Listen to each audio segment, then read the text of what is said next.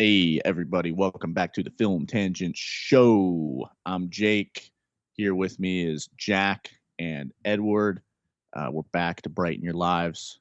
It's a beautiful, beginning of autumn. Welcome back, everybody. Thursday here on the Film Tangents podcast. But yeah, say hey to everybody, Jack. Hey, everybody, back again for a two-peat. Back again. Yeah, Back again. I can already hear our subscribers being like, "Oh fuck." Yeah, this fucking guy. That guy again. We thought this was a one-time deal, but came crawling back. No, sir. Oh no. That's right, man. Series regular for sure. Hey, but yeah, I want to take a second before you jump into everything. Thank you everybody for last episode. I mean, the Furious episode's been popping. So I'm very happy about that. I'm actually very happy about that. And we had a boy that I challenged in the Moon episode commented on the Furious episode.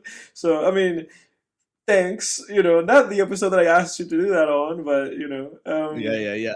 But yeah, dude, I saw that comment too. Yeah, I know exactly who that was. Shout out! Thanks everybody.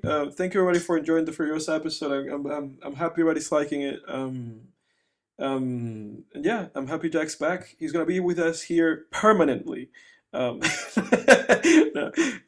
but yeah, Jake, go ahead. Send the contract. Yeah, right. Yeah, at the very least, recurring. But yeah, don't forget to like and subscribe.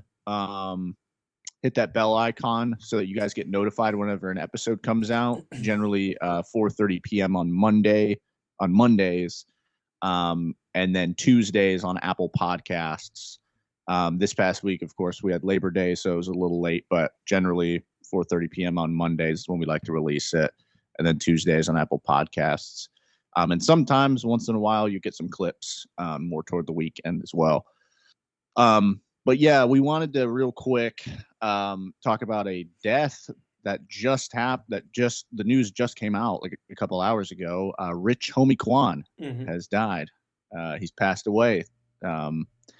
People out there, you probably know he's probably best known for his song "Type of Way." Yeah. But then also "Lifestyle" with Young Thug. You got Flex, and then you got "My Hitta" with YG. So Mamacita with Travis. Mamacita with Travis Scott and Young Thug. So I don't know what the cause of death was. I don't know if that's come out. I don't know. But I yeah. have no idea. Yeah, rest in peace. Man, it's crazy. Like it's crazy because him and Young Thug came up around the same time, and he was like the next big thing at first. Yeah. Rich homie Quan. But then it ended up, it was like Young Thug was kind of like the one riding the coattails a little bit. And now fast forward, I mean, Young Thug is pretty much a legend, and Rich homie Quan kind of just became more obscure. He he quote unquote fell off, as they say, but yeah, man. So sad to hear. Too many rappers die, man. Yeah, too many rappers die for sure. But too young too. He's 34. yeah, no, but Oh my God. rest in peace to him. Rest in power to him. I mean, I know I've enjoyed a lot of his songs. He was one of those rappers that, like you said, maybe he got a little bit overshadowed by just kind of more popular guys, maybe making I guess like more kind of radio friendly hits. But definitely a guy that has deep cuts, and definitely a guy that like really contributed his talents to the bangers. So RIP to him for sure. Yeah, for sure. Okay. But yeah, so yeah, we just wanted to give a quick shout out to Rich homie Quan. I guess we'll figure out maybe in the next few days what the cause of death was, Yeah. but if the family wants to keep that private and everything, respect there, It's interesting, because we're doing this RIP, and it just kind of struck me that we hadn't done one of these like in a while. Okay. But what I was saying is that it's fascinating because while you were saying that, what I thought was like, fuck, we haven't done one of these in a while, which is great, that we haven't lost in like, RIP. Yeah, but yeah, that was kind of the reflection that I had. Obviously, I know we had a hiatus over the summer, but it felt for a bit. Like I feel like the beginning of this season and like a bit of season one, it felt like people were just kind of dropping like flies. And we're doing one of these like every other week. Yeah, So that was crazy. yeah. So it's been fortunate we haven't had to do one of these, but yeah, rest in peace to him. And I guess we'll, like you said, we'll either find out or it will be something like what happened with Doom, where the family just kind of held on to that information. And I mean, that's their right, whatever they want to do. Yeah, I know Dooms did come out like late last year, Eventually, yeah. 3 years later. But yeah, it was something with like a medical condition, and then he apparently wasn't receiving the care that he should have when he was in the hospital for complications or something, which it just sucks. That's terrible. Yeah, but I'm bumping MF Doom every single day and almost every single day, and probably will till the day I die. So Jack, that's how I celebrate the memory. are you a Doom guy? Has Jake infiltrated that on you, or did you already like have like a Doom appreciation? No, it's definitely infiltrated by Jake. Introduced me to it. There's definitely some songs that he's introduced me to that I fuck with heavily. Yeah. But one of those things where I need to take a deeper dive into his discography and really. Oh, you won't regret it, bro.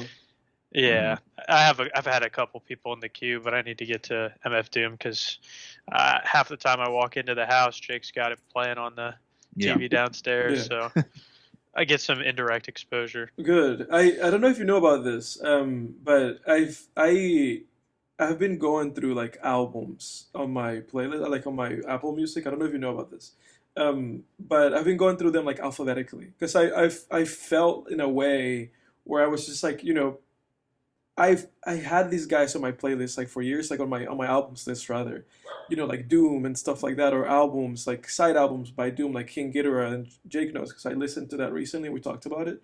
I had those albums just like sitting on my albums list for years and years and years until like recently, and not even recently, like 3 or 4 years ago, I grew tired of it, and I was like, I'm just gonna listen to my albums like backlog alphabetically, and I'm still in the case.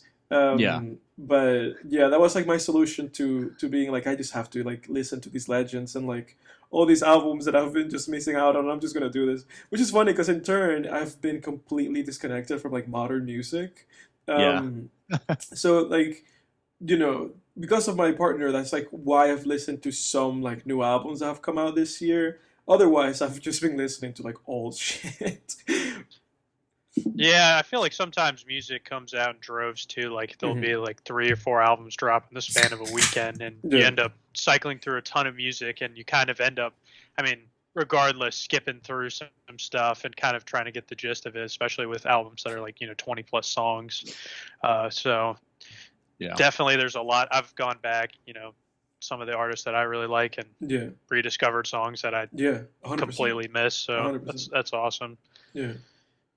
Yeah, you've been on that for a while, Edward. You were doing the recap last year. You were like in the seas or whatever. And the funny thing is that I've overcommitted because I remember when I got to like Future, and I spent like weeks, if not like a whole fucking month, just on Future, bro. Just like, I don't even know why. To this day, I'm like, why did I do that? Because I'm not a Future fan like that. And I ended up listening to like at least 80% of his discography because there's just too much bullshit. I skipped a lot of it.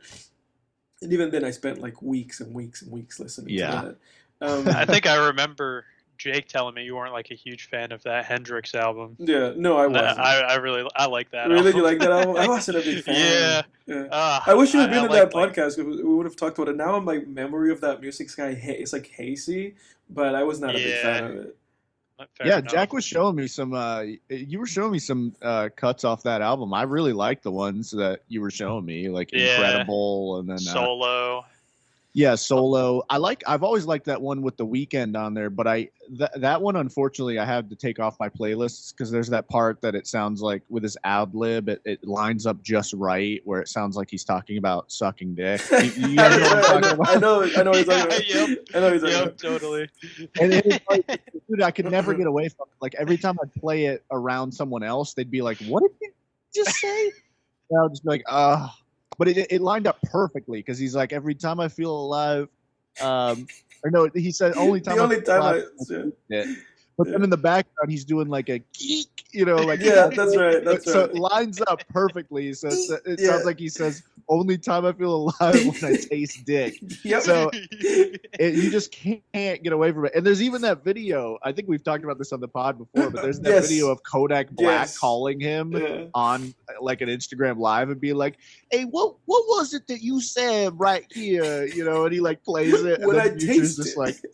Yeah, and he's like, only time I feel alive is when I taste it, And Kodak's like, okay, man, because it sounded like you said something else. You know what I'm saying? Like, Future's just like, no, man, I just said only time I feel alive is when I taste it. Dude, that was one of the funniest videos. There's just no way going, like, the producer going through that didn't catch that. Like, I mean, yeah. Look, I have a hard time believing that didn't get caught. I watched something recently where I forget what it is. It might have been like some kind of cooking video on YouTube where it was like 3 guys like tasting food, and one of them said something that was like kind of like eyebrow raising. And so you know how it is, like, if the 3 of us were hanging out, this probably would happen the same way. The other 2 guys like kind of looked at each other. They just kind of shared a look, like, you heard what he said, right? I feel like that's probably how it was in the studio. And nobody just said. Probably nobody said shit. They're like, let's just let it slide. Yeah, nobody said anything. Because like if you're if you're one of the audio engineers or like the people who are mixing that stuff, like put yourself in that position. Like imagine having to go up to Future and being like, Mr. Hendrix, this this fucking Mr. Pluto, this I don't know how to explain this, but like Future's just like dripped out. He's got his like sunglasses on. Yeah. He's got his like Versace. He's just like, what are you trying to say, man? It's like, well, you know what? Never mind, man. I'll just leave it. It sounds good. It's all good. Yeah. So he doesn't. He doesn't seem to see the problem. But yeah, I know that you had a segment that you wanted us to go into, Jake. Yeah. So I came up with a segment, everybody, for this week. So we all know of a site called Reddit. And so many of us, probably everybody listening, probably knows of the subreddit, Am I the Asshole? Mm-hmm. And if you don't know what the subreddit is, real quick, it's just that. It's you post something, a situation, and the question is always, am I the asshole in this scenario? Am I in the wrong, basically? And then people will either say, you're the asshole, not the asshole, or there's another one that I learned of recently that's everyone sucks here, which means like, you're in the wrong and the other people are in the wrong and everyone just sucks in this situation. So these stories are always really fun to go through. I love watching like YouTube videos or like, podcast segments where people go through these, but we wanted to put a film tangent spin on it. So I dug and found a solid handful of movie-centric Am I the Asshole scenarios involving people going to the movie theater, people watching movies with their significant other, people putting on movies, at home, etc. So that said, I'm actually going to start us off with a little bonus one that is not technically movie related, but it's involves an iPad. So you watch movies on an iPad. I was like, and it was good enough where I was like, I can sneak this in. Mm-hmm. So this is the first one. Okay. This one's pretty cut and dry, but it's pretty fucking funny. So this one is called, Am I the Asshole for Not Taking My Daughter's iPad from Her? And it reads, quote, I was on a flight with my 3-year-old daughter, and there was a family sitting across from us with a kid that looked about the same age. The little boy noticed my daughter's iPad and was trying to get at it and started crying when the mom told him no. My daughter and I both put on headphones and were just blocking it out.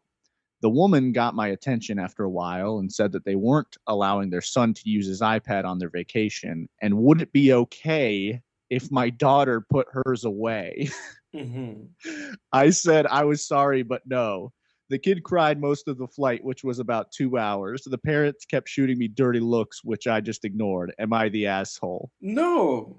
That's like so like not. That's such an obvious like. Of course not. Like, how are these people are parenting their kid? It's like has no effect on like. I mean, that's ridiculous. I mean, what do you think, Jack? I mean, I definitely think you're not the asshole here.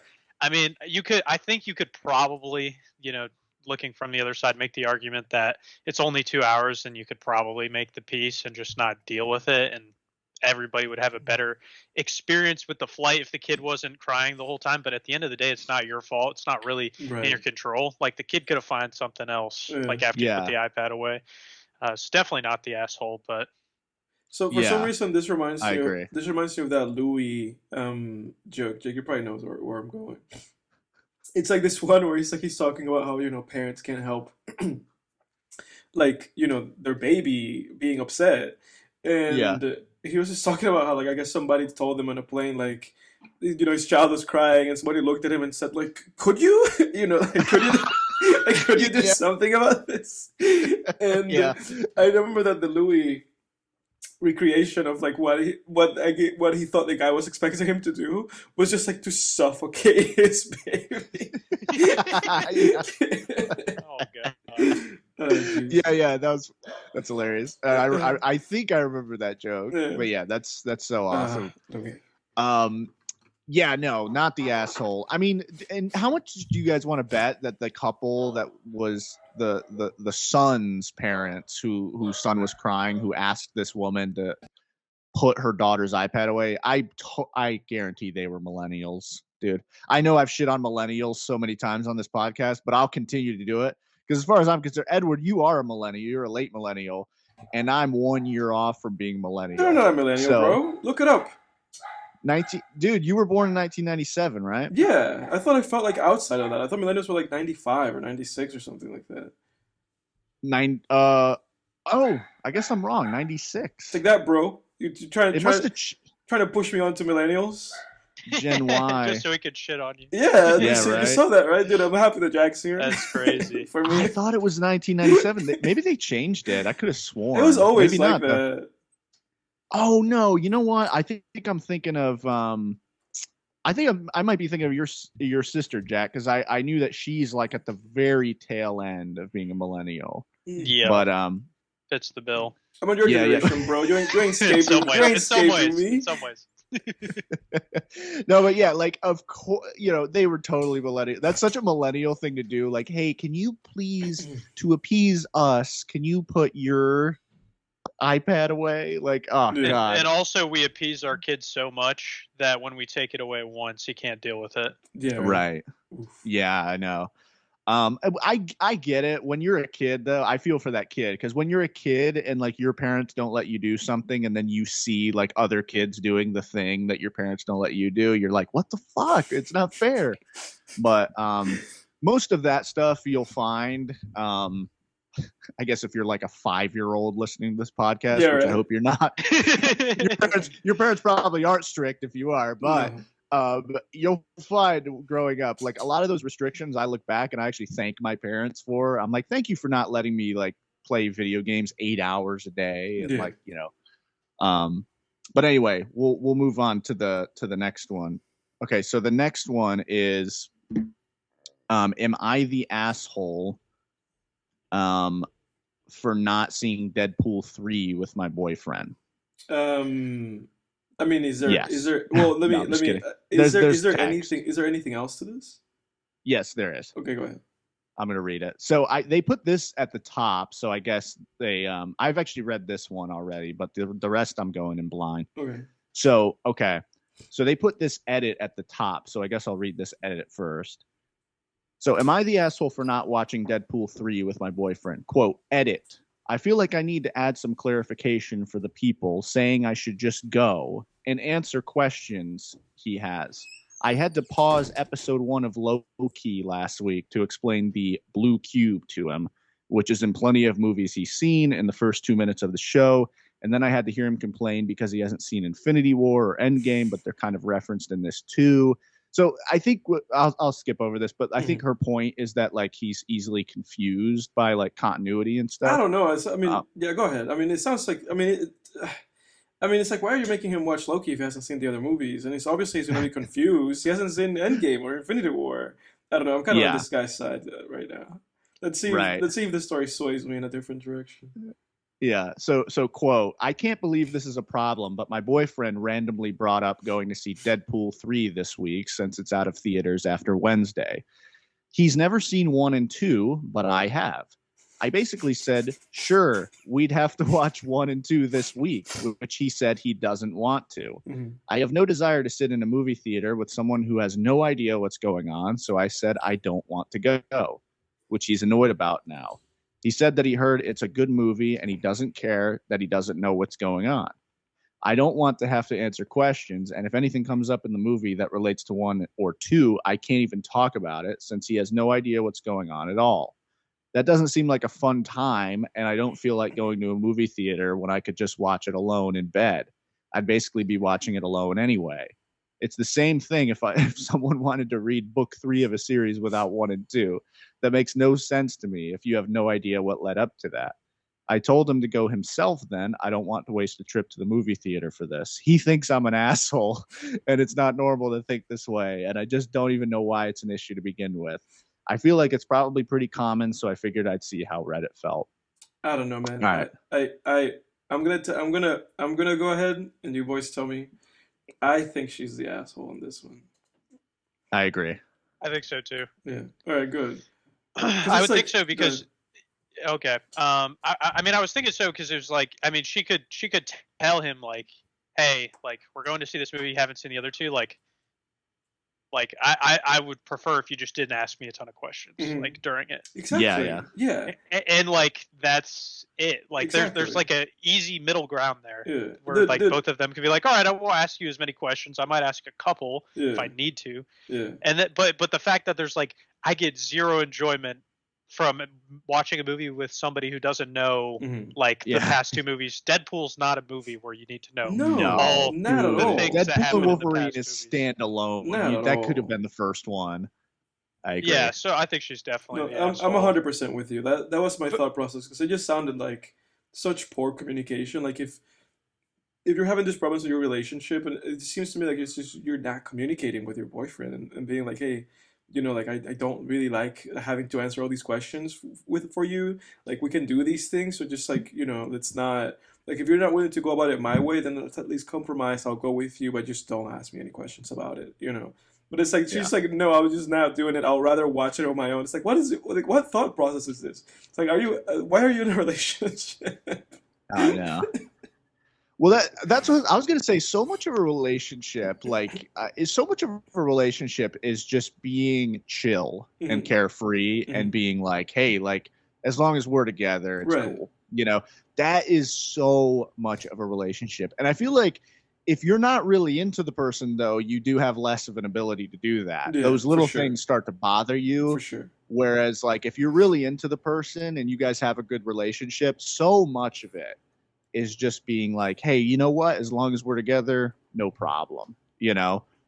Like, oh shit, we were supposed to go to this thing, but it's closed. Hey, no problem. Let's go to this instead. Done. But I feel like so many people that something like that would start fights. Like I remember a couple weeks ago, my significant other and I, hey, how you doing? She always does backflips whenever I mention her, but well, I suspect she does at least. But like a couple weeks ago, I mean, I think like I showed up to her house at like noon and we were going to drive out like maybe a half hour to these like botanical gardens. And when I went on my GPS, it said closed. And so for a second, I'm like, oh shit, it's closed. And I was ready to just be like, okay, what's plan B? No problem, But then it turned out like, oh no, the place is actually open. That's just the office or whatever. But point being is like, you just got to be like, I don't know why people get so uptight about stuff like this, Right. Right. It's like, especially it's like, it's Deadpool, And here's one thing I noticed while I was sifting through this. You guys are going to see a pattern, and I hate to do this, but I started to notice a pattern with these. A lot of these where I thought the person was an asshole are really into like movies for children, which I think is interesting. We've talked about those as man baby. Yeah. Yeah. Like, oh, it's always like about a Marvel movie or like a Harry Potter thing or something. Because I did actually see another one, but okay. So this person is the asshole. They're the asshole for sure. Yeah, the only other thing I'd add is, I mean, I have a little bit of sympathy for, you know, stopping and explaining something every once in a while. I mean, I don't think that's an enjoyable experience, but No, it's not. No. Shouldn't be the end all be all. Yeah, I agree with that. Okay, let me see here. Where was the next one? I got it in here. So I think I took a. Let me see. Sorry guys. No, you're good. It's funny though. Yeah, you can keep talking. It's funny because I'm just thinking about that, because it's like I'm thinking about like experiences that I've had, like where I've had to like explain things to people. Sometimes it's enjoyable. It depends on who you are. Like sometimes like it's like kind of enjoyable, like testing your knowledge of like a piece of work. You know, like yeah, I feel like I can sit down with somebody and watch like, I don't know, like Tenet. And be like, I think this is what's going on. Like, like when I was watching Tenet, I watched it on my own, but my partner, she came in and out of the room every now and then.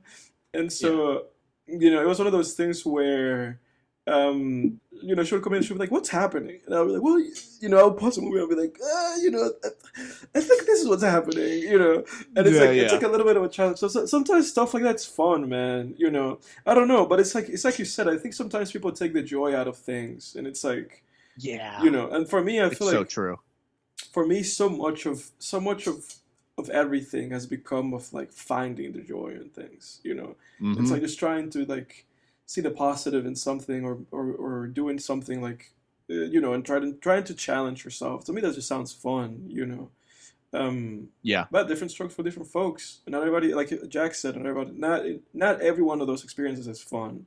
Especially if you're like into a movie and somebody keeps interrupting, like, and you have to keep going, like, oh well, this is what's fucking happening. So there's a little bit of both sides on that.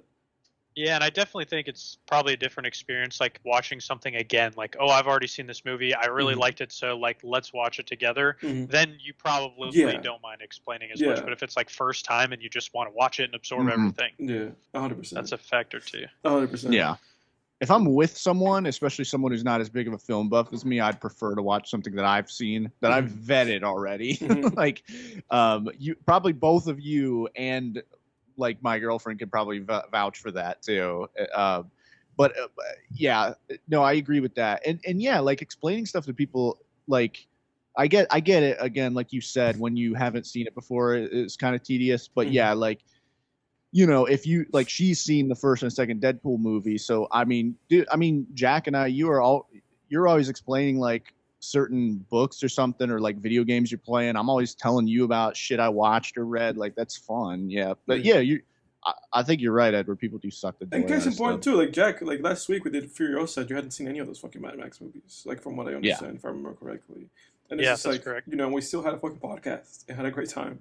So it's like, fuck, Well, in these blockbuster movies too, they make them now. They make them standalone so that you can go in. They can sell tickets without people worrying about like seeing. But that's the issue though. That it's like, even when they make them standalone, that they do certain things for the people with a lot of boogers in their nose to be like, I got that. That was an Easter egg, and it's like, okay, good for you. It's always the Easter eggs, man. Jesus Christ. The Easter eggs drive me nuts. And every time screen rant, top. Oh, dude, exactly, dude. I was exactly about to just say that exact thing. Like, then you go on YouTube and it's like, oh, all the Easter eggs you missed in the post credit sequence, and it's oh fuck, Yeah. Here we go. By the way, let's 7:35. Let's put a pin in this so that Jack can give us his thoughts on Tenet before he has to jet. Yeah. If everyone's down for that. 35, you said, right? Yeah, 7:35. Does that work for you, Jack?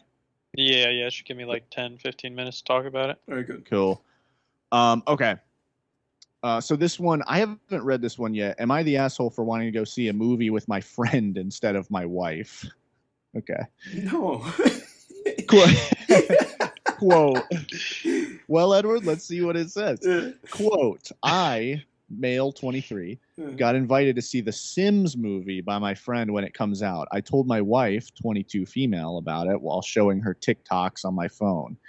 Here's some backstory. About a year ago, the new Spider-Man Across the Spider-Verse came out in theaters.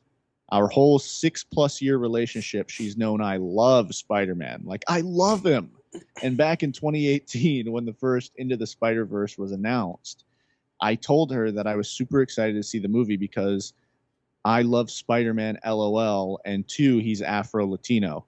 As a black boy growing up, Spider-Man was my favorite superhero, and when I found out about Miles Morales when I was in middle school, I was even more ecstatic because there was finally one that looked like me.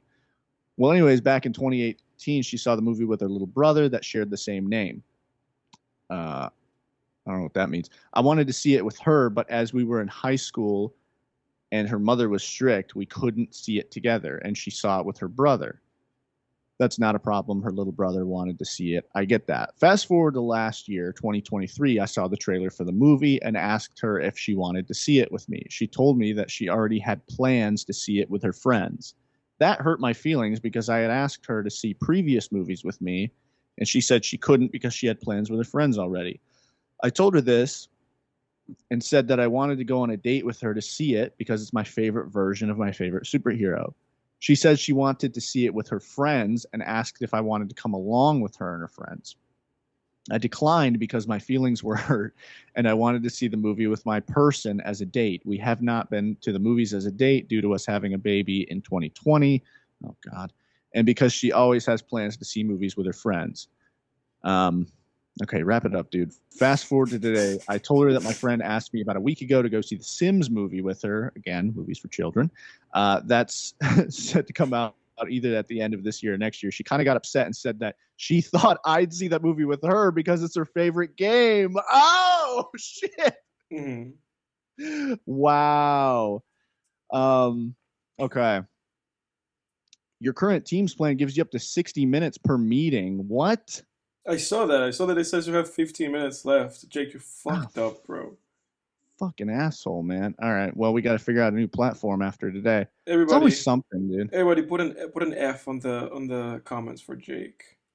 Yeah. Well, at least Jack's jetting out of here, so that we can find that'll give us time to find something else. We'll see. Maybe I can create like a meeting. And maybe we'll get 6 minutes out of my meeting. That's true, dude. That's a good idea. A game in the system. We'll see. All right. Yeah.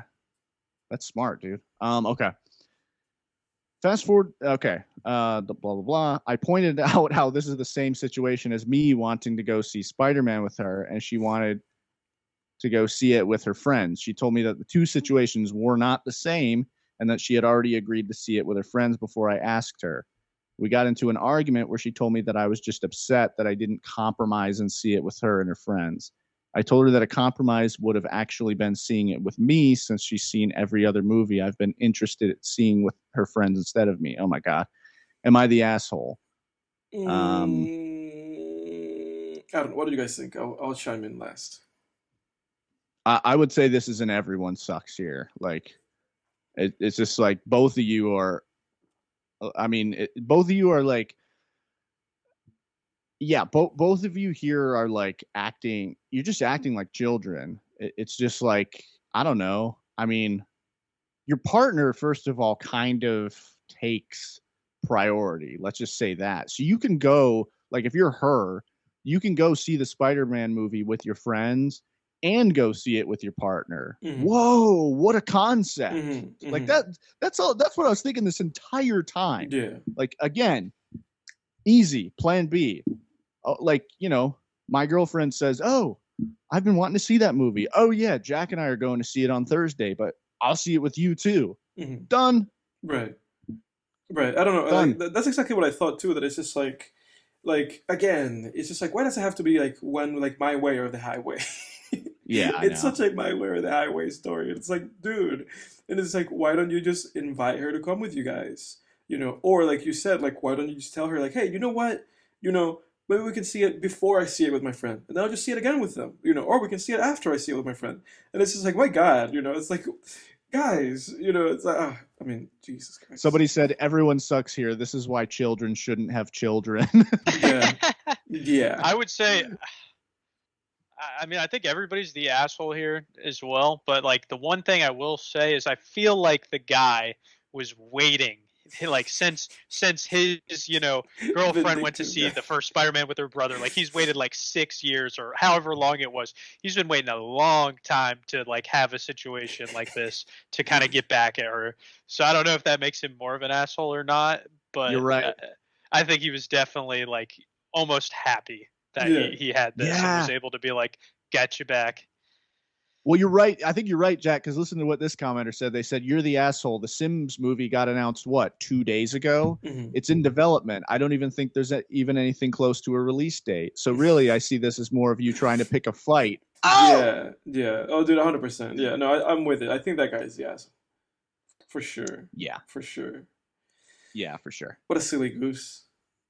I know, man. All right, that one was annoying. Let's move on here. Let me see. Oh, this one was funny. All right, I'm gonna pull this one up. Am I the asshole for wanting to watch a movie? Yes, you are. Yeah. Without my GF annoying me. Nobody should want to watch movies. This is really what this podcast is all about, listener. This is about becoming cynical about filmmaking, about storytelling, and about movie watching. If you're watching movies, you're an idiot. Jake and I here, we really don't watch movies, and I'm pretty sure Jack doesn't also. All that we do is we watch the trailer, and then we read the Wikipedia plot summary, and then we come here and pretend like we watched the movie. I mean, it's a waste of time. Come on, let's be real. Yeah. Films, no siree, not for me. Mm-mm. Yeah, I'm like that guy in the last situation here. I've been just wait every week for the moment to just piss on something, just to get some enjoyment out of it. Yeah. Yep. Let's actually do this because my timer. I have like 7 minutes left in this meeting. Yeah. I mean, I guess what let's we rock would out. do. Let's rock out until it pushes us out. Yeah. Okay. All right. Let's do that. Okay. Am I the asshole for wanting to watch a movie without my GF annoying me? Again, guys, here's the thing. You're going to remember the pattern that I said. Mm. All right. The pattern we've seen in the last 2 now. Here we go. Children's quote. Movies. Correct. Quote. My 24 male and my girlfriend, 19 female, have this tradition of watching a film every Monday night. We rotate who picks the film, and they can just choose which one they like. Last week, she chose a girly comedy, Bridesmaids. Anyway, last night, I chose Harry Potter, Chamber of Secrets. She has never watched them, and I am a massive Potterhead. Of course you are. To be frank, I would have chosen the PS Philosopher's Stone, I'm guessing that is. Mm-hmm. But for some reason it wasn't downloading, and it's literally for kids. So I didn't think that the plot would be too hard to follow. Lads, I thought wrong. Literally every 20 seconds of the movie, she would ask me some ridiculous question. Who is he? I thought Harry lived in a cupboard. Why are they doing that? What does that mean? Et cetera, et cetera, et cetera. I was so done 30 minutes into the movie that when she asked a question, I just went, maybe if you paid attention and stopped asking, you will find out. God, this guy's an asshole, dude. I did not yell. To be honest, I was being really restrained. She kind of huffs and moves away from me on the sofa. She kind of hufflepuffs, maybe, and moves away from me on the sofa. And 5 seconds later, pulls out her phone and starts playing some game on it. Like, what? I now am so cross because whenever I have to watch her movies, I don't disrespect her like that and cause her to completely not be able to appreciate the film. You guys got to listen to the edit at the end of this that he put. I tell her to just leave if she doesn't respect me this much, and rather than apologize, she swears at me and leaves. Now she is being really short with me over text, but I cannot work out what I did wrong. So Reddit, am I the asshole? Edit. 19 and 24 is completely legal and acceptable. I didn't come here to be judged on our very slight age gap. Bro, when you first, I don't know if Jack, you noticed it, like when you said the age, I went like this, like, I was like, okay, that's interesting. That's a child. That's interesting, that age gap, but no, in all seriousness, you're an asshole, bro. Yeah. Well, this is funny enough. This is the opposite of the Deadpool 3 situation because the first comment is You set this up for failure by skipping the first movie. Exactly. Of course. Exactly. This is the opposite of the Deadpool 3 scenario. I mean, bro. What say you, Jack? I mean, again, sympathize with somebody not. Yeah, I think we've all been there before. You know, I think we've all been there in a situation where you're kind of explaining a lot and you feel like the other person might not be paying full attention. But go on. But he acts like a complete dickhead, and then like literally says like, "Well, leave if you don't want to," and then he's like upset like of his own consequences of his own like things he said and actions. Like yeah. Like you got to have a little bit of accountability here. Like there's none at all. Yeah. Ridiculous. Maybe if you pay attention. And then he's saying like she's disrespecting him by not watching the movie and trying to enjoy it. Well, you made her not enjoy it by like being an asshole. Like who's gonna want to sit there if you're like just treating people like shit? But listen to this. Someone commented on that one that I just read. They said, this right here, you picked the later movie you wanted to see instead of introducing her to the franchise, starting with the first one. No wonder it was hard to follow, you get. Plus, if you're going to... Listen to what they said. Plus, if you're going to date a child, last year she was in high school, maybe show a little more patience. You're the asshole. Oh, God, man. Oh man, show a little more patience, and that was what I thought too. I was like, bro, you're 25, bro. It's like, what is going on with you, man? Like, come on, bro. Like, how, like, come on, be mature about the situation.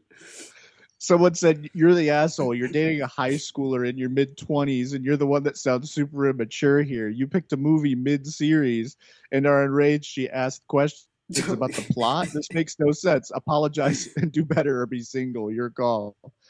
Someone else said this girl is going from I like older men because they are more mature to I don't date older men because they are assholes real quick. Yeah, you're right? the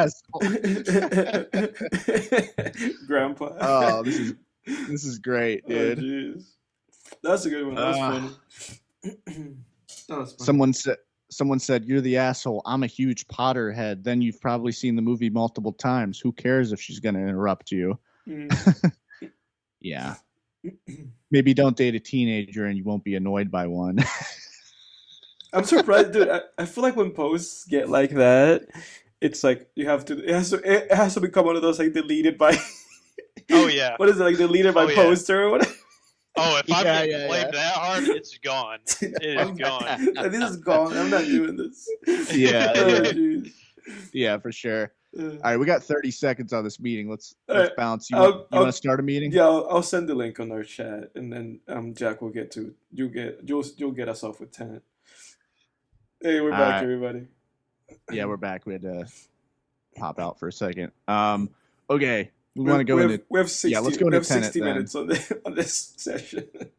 Yeah. So, Jack, give us your review of Tenet. Edward and I are going to talk about it later, so we won't interrupt or anything. You could just have the floor, sir. Yes, sir. Yeah. Honestly, had a lot of fun watching this movie this week. First time seeing it for me, so definitely took a while for the dots to start connecting, especially once we start turning things back and kind of working our way back through the story. One thing that I really enjoyed about it was for a good portion of the movie, the actual use of like time travel was extremely limited, and it wasn't something that gets over abused the whole movie.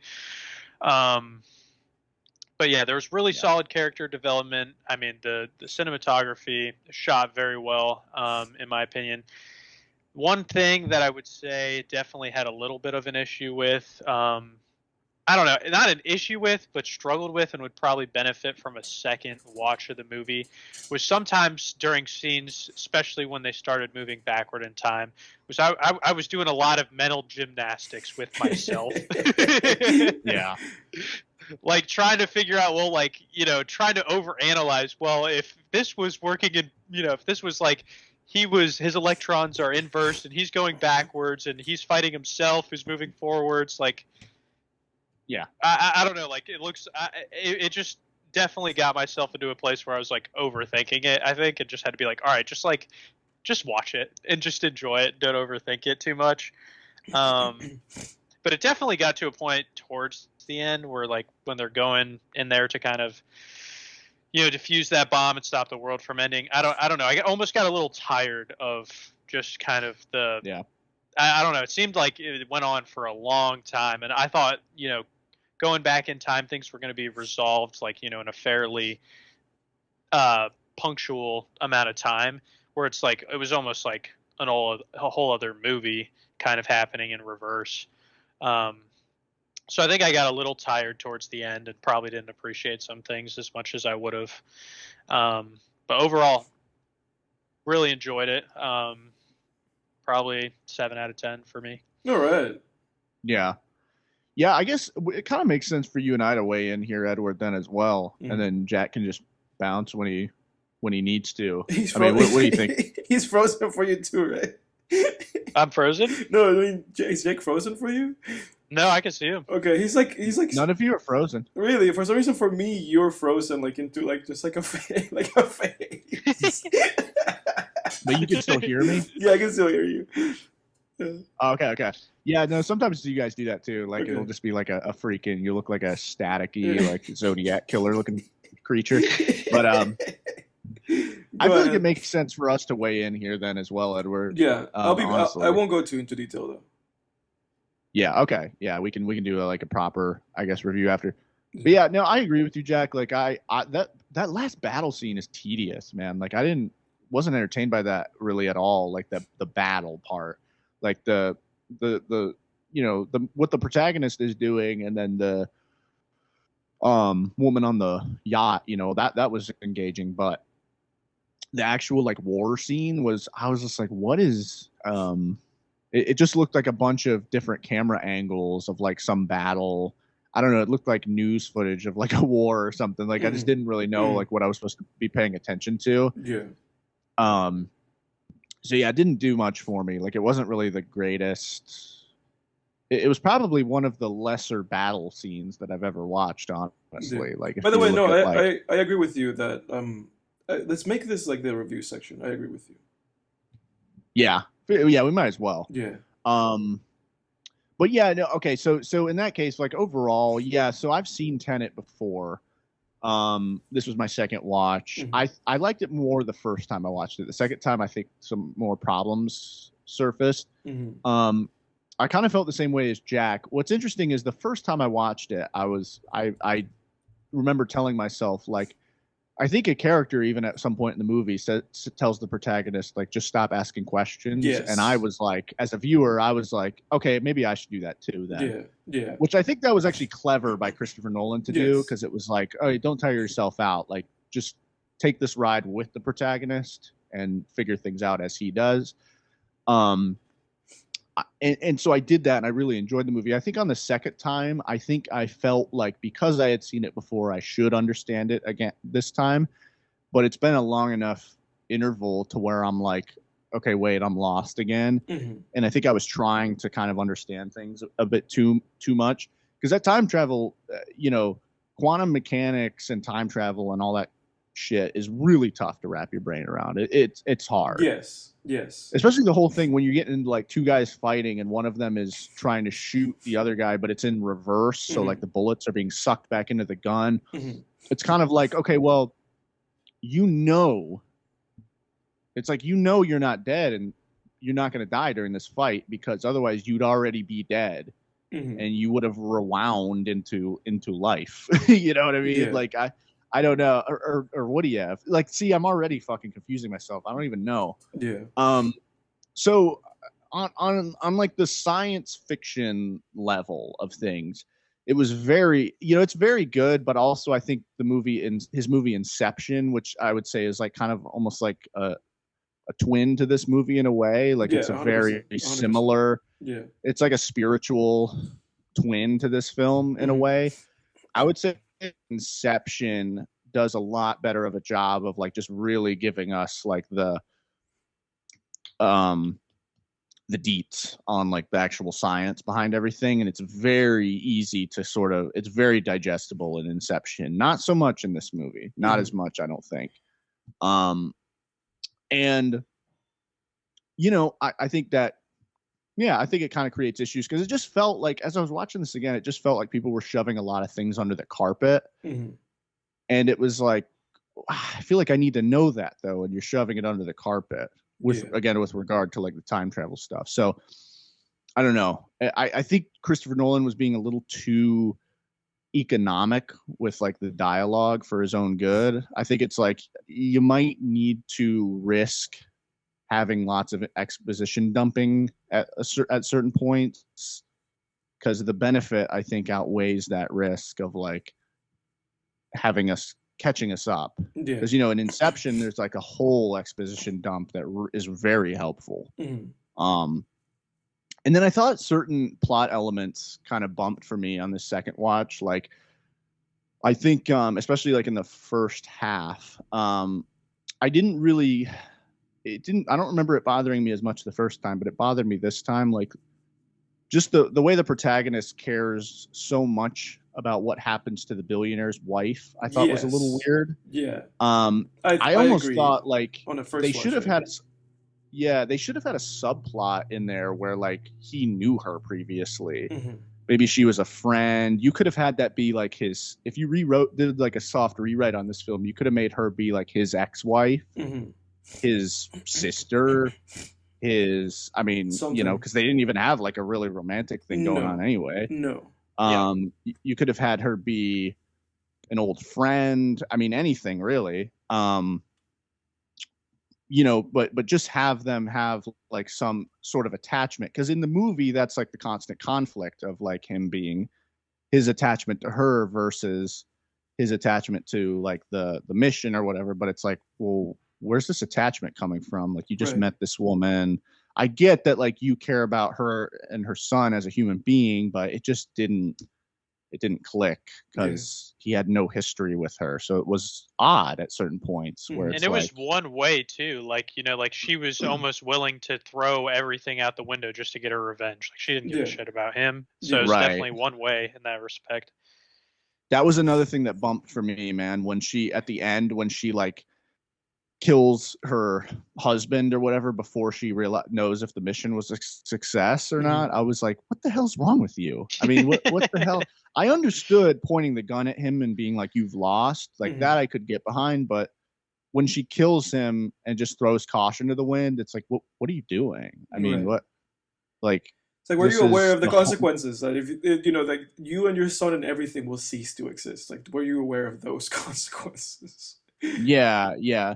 So the first time I watched this, it was an 8 out of 10. The second time, because of those problems, I would bump it down to a 7. Like you said, Jack, I still think it's really well made. I think like this could have been a very like goofy kind of concept, 100%. Goofy movie. Yeah. But Christopher Nolan has that craft, and that's where the craft of filmmaking comes in, and tone comes in. Like, can you succeed at this tone?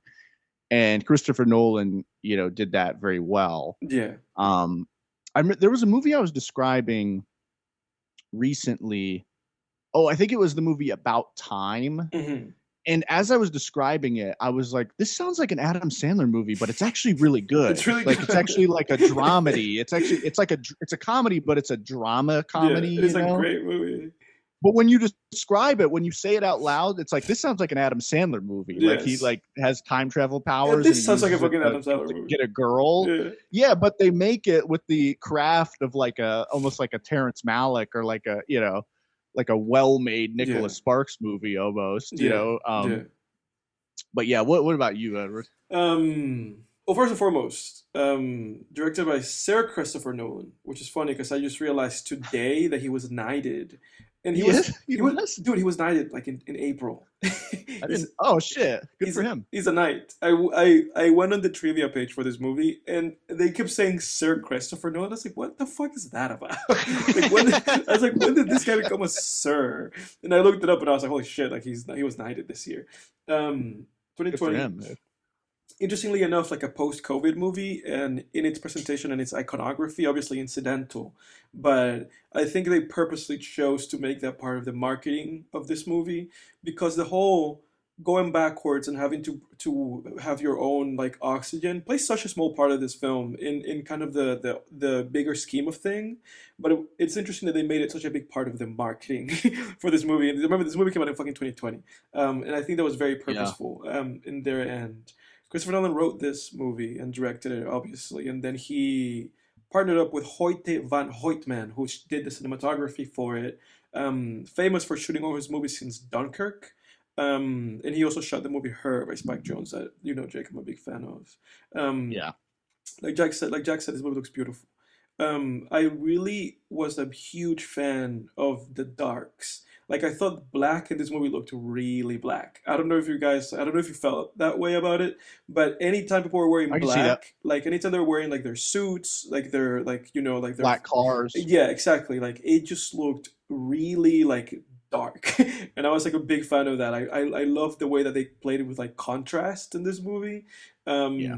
And it's interesting because obviously then he shot Oppenheimer. Oppenheimer won him an Oscar. And then I also love the music in this movie. I don't know if you guys felt that way about it, but I thought the music was great. It Yeah. was like a huge kind of Yep. thing that I got really into. Like at the very beginning, like the soundtrack that just kind of keeps like at the very beginning when they're doing the first CIA mission in the Opera House. I was like, this is great. Yeah. And this is his Really first, harkens back to the Dark Knight or like Yes. Heat, Yeah. which, yeah. and this is his first movie with Ludwig Göransson. Before, funnily enough, what's his name? That guy. What's his fucking name? Do you know who did the score for Dune?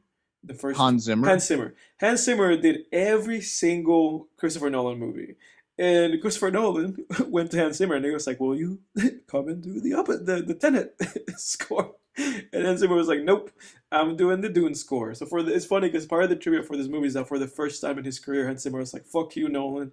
I got better things to do. Fuck your movie." And then Hans Zimmer won an Oscar for Dune for the first time ever. And then it's funny because then Ludwig won for Oppenheimer this year. So it's interesting how these things kind of played out. But I loved those elements of the movie. And like you said, Jake, great in terms of craft. Like the direction and the overall presentation and kind of the tone that he set, he kind of committed to that all the way through. And a lot of those first sequences where things are reversed, like the bullets, and like when he's reversed for the first time, and you kind of see the water going like in reversed, and him getting him in the car and everything. Those were exceptionally like shot and conceived missions. But like you said, Jack, this movie just kind of fatigued me, and I actually watched this movie over 2 days. Like I watched like the first hour and a half of this movie, and then I was like, enough. And I went to bed thinking like, oh, this is kind of an 8 out of 10 movie. Just because I had enjoyed it. At that point, the movie was basically just pure exposition and then just kind of cinematic flair in terms of presentation and the music and so on and so forth. And I even made a note for myself. I was like, exposition, the movie. Because every piece of dialogue in this film was just exposition. Do this, we're doing this means this, that, and the other thing. And it's funny, like you said, because eventually when Pattinson came into the movie, he's the one that told him, like, hey, man, just don't think about it. But that was like an hour and a half into the movie, and I was like, dude, I've been thinking about this movie for an hour. Oh, was it? I thought that was earlier for some reason. No, it would have been helpful for him to say that earlier. Yeah, no, it wasn't that early. It was like a little bit, like at least an hour into the movie, and I was like, I've been fucking thinking about this movie, bro. You can't fucking say this now. But yeah, a lot of great sequences, a lot of like fun stuff, like the stuff that had to do with the airplane. And Jack, I know you have to leave in a sec. I'll interrupt myself. Everybody, thank Jack for joining us today. Thank you for being here, man. Yeah. I had one more comment I wanted to make, and I think tying kind of something together that you and Jake were talking about, kind of two separate things, but Jake kind of talking about that battle scene at the end, and you talking about how well some of those, more simple time kind of reversals were. I think that was one place where it got overindulgent. It was like trying to do way too much, trying to do like things that were totally unnecessary, like that one person, being in the wall as it builds itself in reverse. It was like way too much. Way too much. Yeah, it was. And by the time, like you said, we're already fatigued from watching so much of that. It makes it even more just like kind of kicks you out of being checked into it a bit. But thanks again for having me, and looking forward to every time making some more appearances. Yeah, man. All right. Yeah, I hope you come back soon, dude. Yeah, you'll have to let me know what next week's movie is. Hell yeah, and the man. podcast later. Oh, I will, man. All right, I'll see you tomorrow, dude. Thank you, Jack. All right, I'll sounds see good. you. Take care, guys. All right, give me a sec, and I'm gonna turn on the light because I know I'm becoming darkness progressively. Give me 1 second. Yeah. Like the first time I watched it, I was like, "Oh, cool, we're gonna have a battle." And then like the second time, I was like, "This whole movie is more of like a spy versus spy thing." It like, was. Why are we having a Yeah.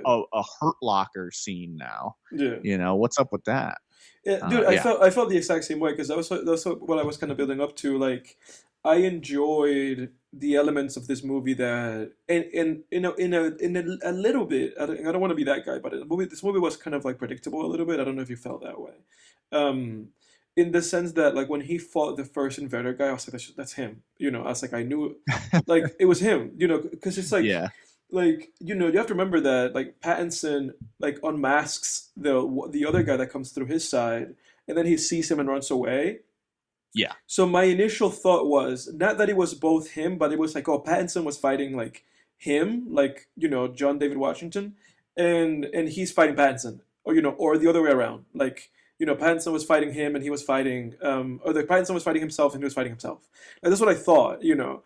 And Pattinson had to stab him because it was like, dude, you're fucking gonna kill yourself, or you're gonna kill me. So that element of it, I knew, like, I got it, and I was kind of bothered by that a little bit because this movie felt like Nolan trying to be like, like, have you seen The Prestige? Yeah. Okay, so you've seen The Prestige. The whole thing about that movie is kind of like breaking down the mechanics behind magic and breaking down the mechanics behind like showmanship and the idea of like presenting something in plain sight. You know, the whole idea of like a magician's trick is always there. They're just distracting you and focusing your attention somewhere else in order for the trick to work. You know, it's like this mass hypnosis. And I've always loved The Prestige because it just kind of, I felt like he exercised that movie so well. This idea, you know, of just kind of playing with the audience, playing with expectation, showing you things, and then just kind of like brushing them aside without paying too much attention to them and then reincorporating them. And I love that movie because of that. And you know, obviously he stepped it up a little bit in movies like Inception and Interstellar, where he was just kind of like trying to play with those kind of things even more, you know, kind of pulling one over the audience's eyes, basically, and then just being kind of like, oh, you're just surprised, you know, here's the magic trick, you know, here's the thing. And in this movie, it just felt so tired for me, where it almost felt like Tenet is like a step backwards for him in terms of cinematic growth. Where I really thought Dunkirk was a step forward, even though I know Dunkirk's not for everybody, and I know a lot of people think Dunkirk's boring. I really like that movie, and the thing I loved about the movie was just that it lacked pretentiousness. Like it lacked that fucking pretension thing, like that bullshit that he started with fucking Memento. And Memento is a fantastic movie. I'm not gonna speak ill about that movie.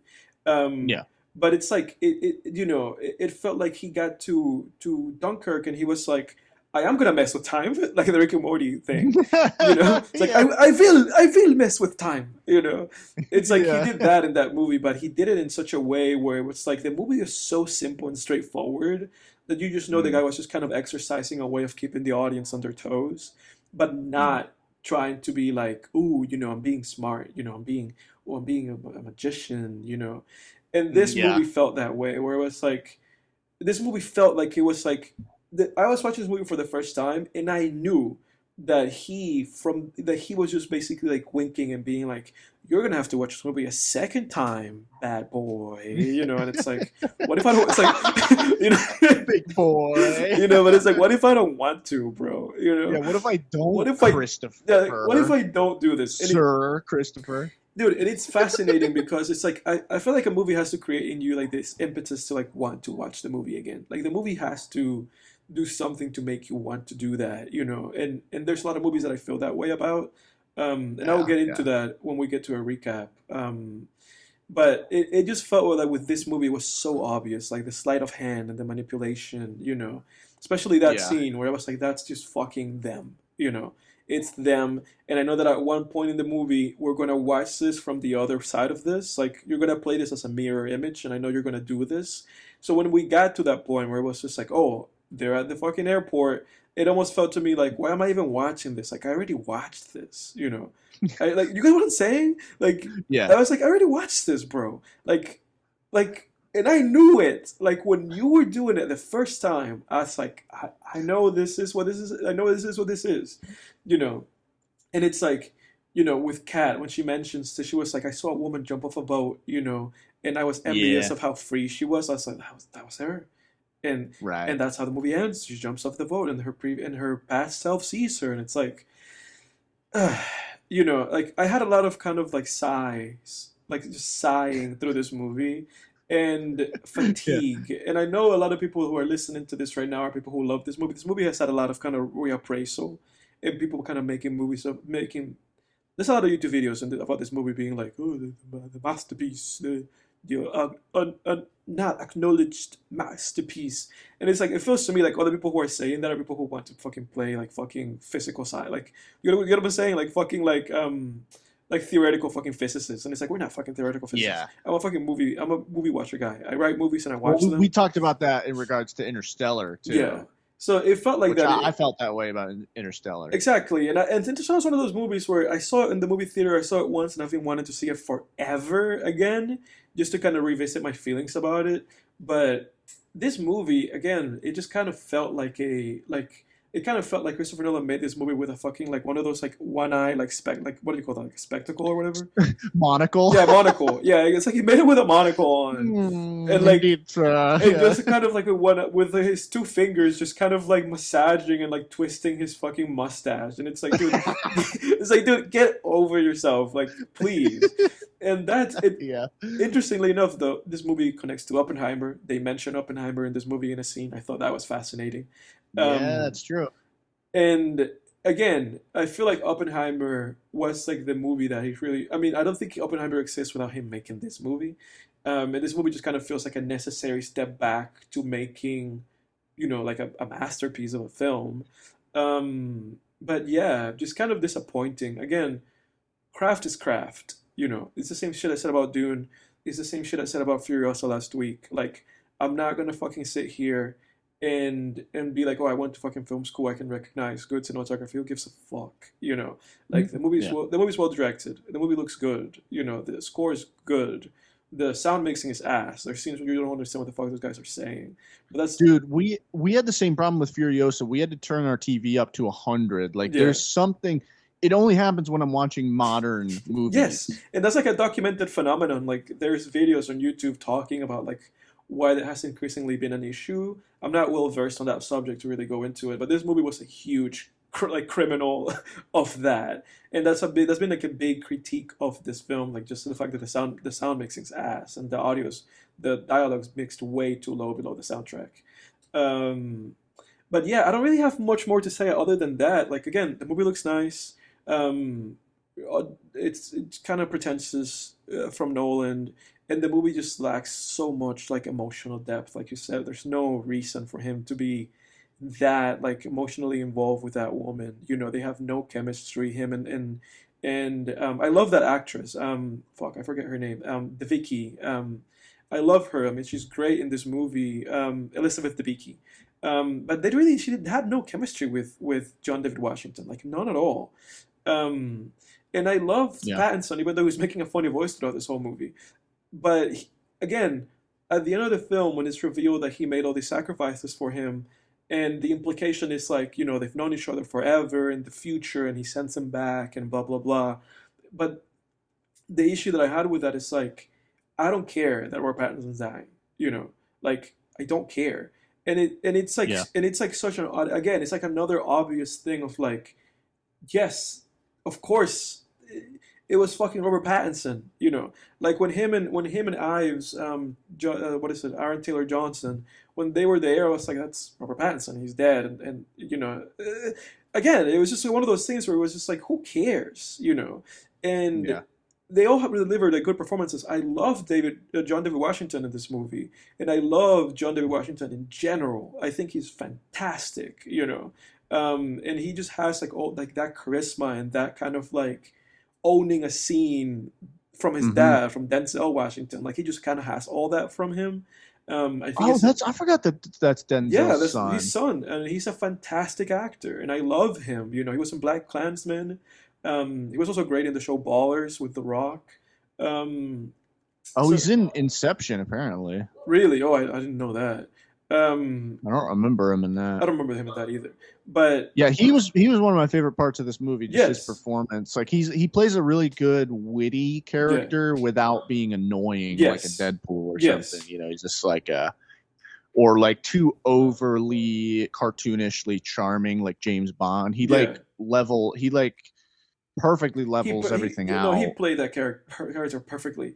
But what I wanted to say is that he has this like emotional scene at the end, and honestly, I was moved just because of just because of being kind of like empathetic towards him. And obviously, you look at a Yeah. guy in a close up, and he's kind of emoting and crying. You get emotional just from that. But even then, I was able to in that moment understand like there's really nothing for him to be emotional about, and there's really Yeah. nothing for me to be emotional about. Like there's no deep connection between him and Pattinson. Like they were just kind of buddies, and it's like the implication that he's sacrificing himself for him. Like I know that's emotional in and of itself, but it didn't do anything for me. Um, and like Jack said, like the last 25 minutes of this movie is a fucking mess. Like the Mm. whole like we're gonna have teams going backwards and forwards, and other teams going forwards and backwards, and we're gonna have the red team and the blue teams. And it's like, dude, this whole thing's a mess, and it's incomprehensible. Like what was happening through those sequences was nearly incomprehensible. It's like it's just people going upwards and backwards, and it's like, come on, you know, I couldn't even tell if they were actually fighting people or if they were just like fighting having themselves. some weird mock battle or Exactly, something. Because at one exactly. point they said like the red team's mission is to like fail to disarm the bomb or Yeah, whatever. I don't know. So I was just like, are they fighting dude, the themselves? whole Are they thing didn't make fighting any someone fucking else? I can't sense. tell. Yeah. Yeah, Um, yeah. What you were saying about sound too, I think that goes for like camera too. One thing I wanted to throw in before I forget, like one thing that about Alien Romulus that I forgot to shit on is how freaking dark. And this movie didn't have the problem, but I how didn't think that so. No. problem, but some do. How dark movies are, dude. I could barely see anything that was happening in Alien Romulus. It's so dark, and there was no contrast. So Yeah. that, in addition to the audio problem, is an issue with modern You wanna know films. what my Like guess is about that? what? Cameras, dude. That's my guess. Like, and I know the biggest like kind of like point the finger at moment that I can remember cinematically is that episode of Game of Thrones. You remember what I'm talking about? Yeah, yeah. It The was where dark they as fight the White hell. Walkers. Yeah, Yeah. like Hmm. my inclination, like I'm gonna point the finger at like camera modernization, and then people thinking they don't have to like their fucking movies. Like Hmm. cameras have gotten to such a point where like right now it's like there's like very low visibility outside. Like like really expensive fucking digital cameras can still capture footage and can still have Yeah. clarity. And I feel like that has basically led to filmmakers and I guess not even filmmakers, but like cinematography crews and grips and fucking what do you call those guys, gaffers, getting lazy and just kind of like barely lighting shit and then being like this kind of how like fix it in post mentality. I feel like it's like Yeah. dominating like filmmaking right now. Yeah, dude, it was comical in Alien Romulus. It was to the point where like something would happen on screen and it was like a jump scare thing and be Yeah, like, boo, ah, ah. yeah. And I would be like, I don't know what just happened. Apparently the characters do, but I don't fucking know, dude. I have no clue what Just just like happened. squinting at the film, like what happened? Yeah, I would be, dude. I wouldn't even know what was. I was like, are they getting attacked by like? Did a piece of machinery fall? Is it a Yeah. face hugger? Is it an alien? Is it a Is it is it something is it else? I don't know. Romulus? What is Right. what is the Romulus part of this? It's the name of the ship that they Okay, go to, just like Alien Covenant. That's the name of the that's the ship. name of the ship. So Yeah, with the Alien movies, they just cheat by like coming up with an interesting subtitle and making it the name of the ship. It doesn't have to be like it's clever. relevant. Because in Covenant, there was no covenant Yeah. in Alien Covenant. It's just the name No. of the ship. There's Yeah. nothing about a covenant in that No. movie or like a, No. yeah. Oh my god. But that um, yeah. Prometheus movie is just named Prometheus, right? It's not Alien Prometheus. Correct. Yeah, it's just It's Prometheus. just Prometheus, right? Ballsy. Yeah, It's a good it's movie. barely connected to the Alien movies too. The only part of Prometheus that like actually connects to the Alien movies is I guess the space jockey does. Yeah. Like the space jockey. But then it's at the end when the engineer gets attacked by the giant face hugger, Mm-hmm. and then there's like a post credit scene or like just before the end credits, Comes out of the his chest. xenomorph pops out. Yeah, Yeah. but that's like it's like those three, like each one of those is like a small moment. Prometheus was a good But movie. anyway, Yeah, we're getting Prometheus is pretty good. yeah, we're getting sidetracked. Tenet. It's both. It's the same forwards and backwards. Yeah. Well, I was thinking about Memento. You mentioned Memento. I was thinking Yeah. about Memento when I was watching this a second time. I was like, it's kind of like Memento, you know, Yeah. because that's the whole thing in that movie. We watched the movie backwards, and then Mhm. and it's really cool. It's really really cool, man. interesting I bet because you can play. Christopher is able to play with time. He's playing with time, dude. I think that's really all he goes. That's all he cares about. It's like, can I play with time? Can I play with time? Please let me play with time. Am I alone in thinking that Interstellar is well made and everything, but I think that whole sequence where he is floating through the black hole Mhm. and like moving around and like it's like a big giant library, I think that is one of the dumbest scenes ever, dude. That scene is so stupid to me. It's so bad. Dude, I agree. Yeah, I agree. I am with you 100%. And I feel that's why. I feel like also that's why it's been memed so much. You know, Yeah. like with the whole idea of like, oh, me watching myself eat a sandwich that gave me food poisoning. No, Yeah. don't do it. And Yeah. it's terrible. Yeah. It's terrible. It's God. tough because I know like playing with time is fun, like in movies, like time travel stuff is fun, you Yeah. know, but yeah, you definitely got to go about it. The time travel movies were definitely in like a war on the cliche for sure, where it's like you gotta do something different with it at this point. It's not enough to just be like, oh, that thing that was the main character. Not enough, dude. Yeah. At this point, not enough. We've seen it before. But that's the thing, man. We've seen everything because it's like even when you like take us back to like Pulp Fiction, even like asynchronicity with structure, and it's like we've seen everything. At this point, I really just kind of look at movies and I just go like, please just like just do a thing, just like do a thing, and don't try to do too much. Like just take me through the narrative. Don't do it any 3 weeks earlier. BS. Yeah. But yeah. Before I want to continue on this topic that we're talking about. Well, we can jump back into the Am I the Asshole stories too if you want. Yeah, and I think we can do. I think I don't know if maybe this is like a timed meeting because there was 3 people. I don't know. Like maybe you and I let's wait for this shit to elapse and then see what happens.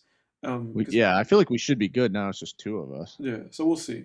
But I guess to kind of finalize Tenet and we can move out of this movie. 6 out of 10. But I'd give it a 7. I think it's pretty damn clever. But yeah, like I agree. I mean, it's tough. I wanted to like it as much as I did the first time, but the problems, you don't notice problems like what I was saying with plot and character as much the first time. At least for me, I didn't, just because I was so focused on the mechanics of the science fiction and everything. But I think for me it was the aspect of watching the movie over 2 days, because like I said to you, like when I watched the first like hour and a half, I was like, it's an 8 out of 10, Yeah. And then I think I like simmered on it, and it felt like me continuing to watch it almost felt like watching it again almost, and then I just kind of got jaded and cynical about it. Yeah. I think for me the first time too, all I had heard was like that this movie was mediocre or not great, and then I watched it. And I was like, that was pretty good. Yeah, because that's the thing with me even giving it a 6. Like for me, that a 6 just means like this is a decent like movie. I just didn't thought it was great. I didn't think it was great, and it's flawed. That's for sure. It's flawed. I don't think anybody can. I don't think anybody that has like. Fuck, I'm not even going to say that. I think it's hard to deny that the movie's not flawed. Mm-hmm. Yeah, for sure. All right. But yeah, let's continue on this train and then we can go back to the Reddit stories in a second. But I actually want to comment more on what we're talking about with novelty in movies. Cause like, our colleague, Rob Ager, who I think loves this show as much as I love his channel. Oh, I hope. Yeah. You know that awesome? he's the one that Rob Ager. I stole that whole thing.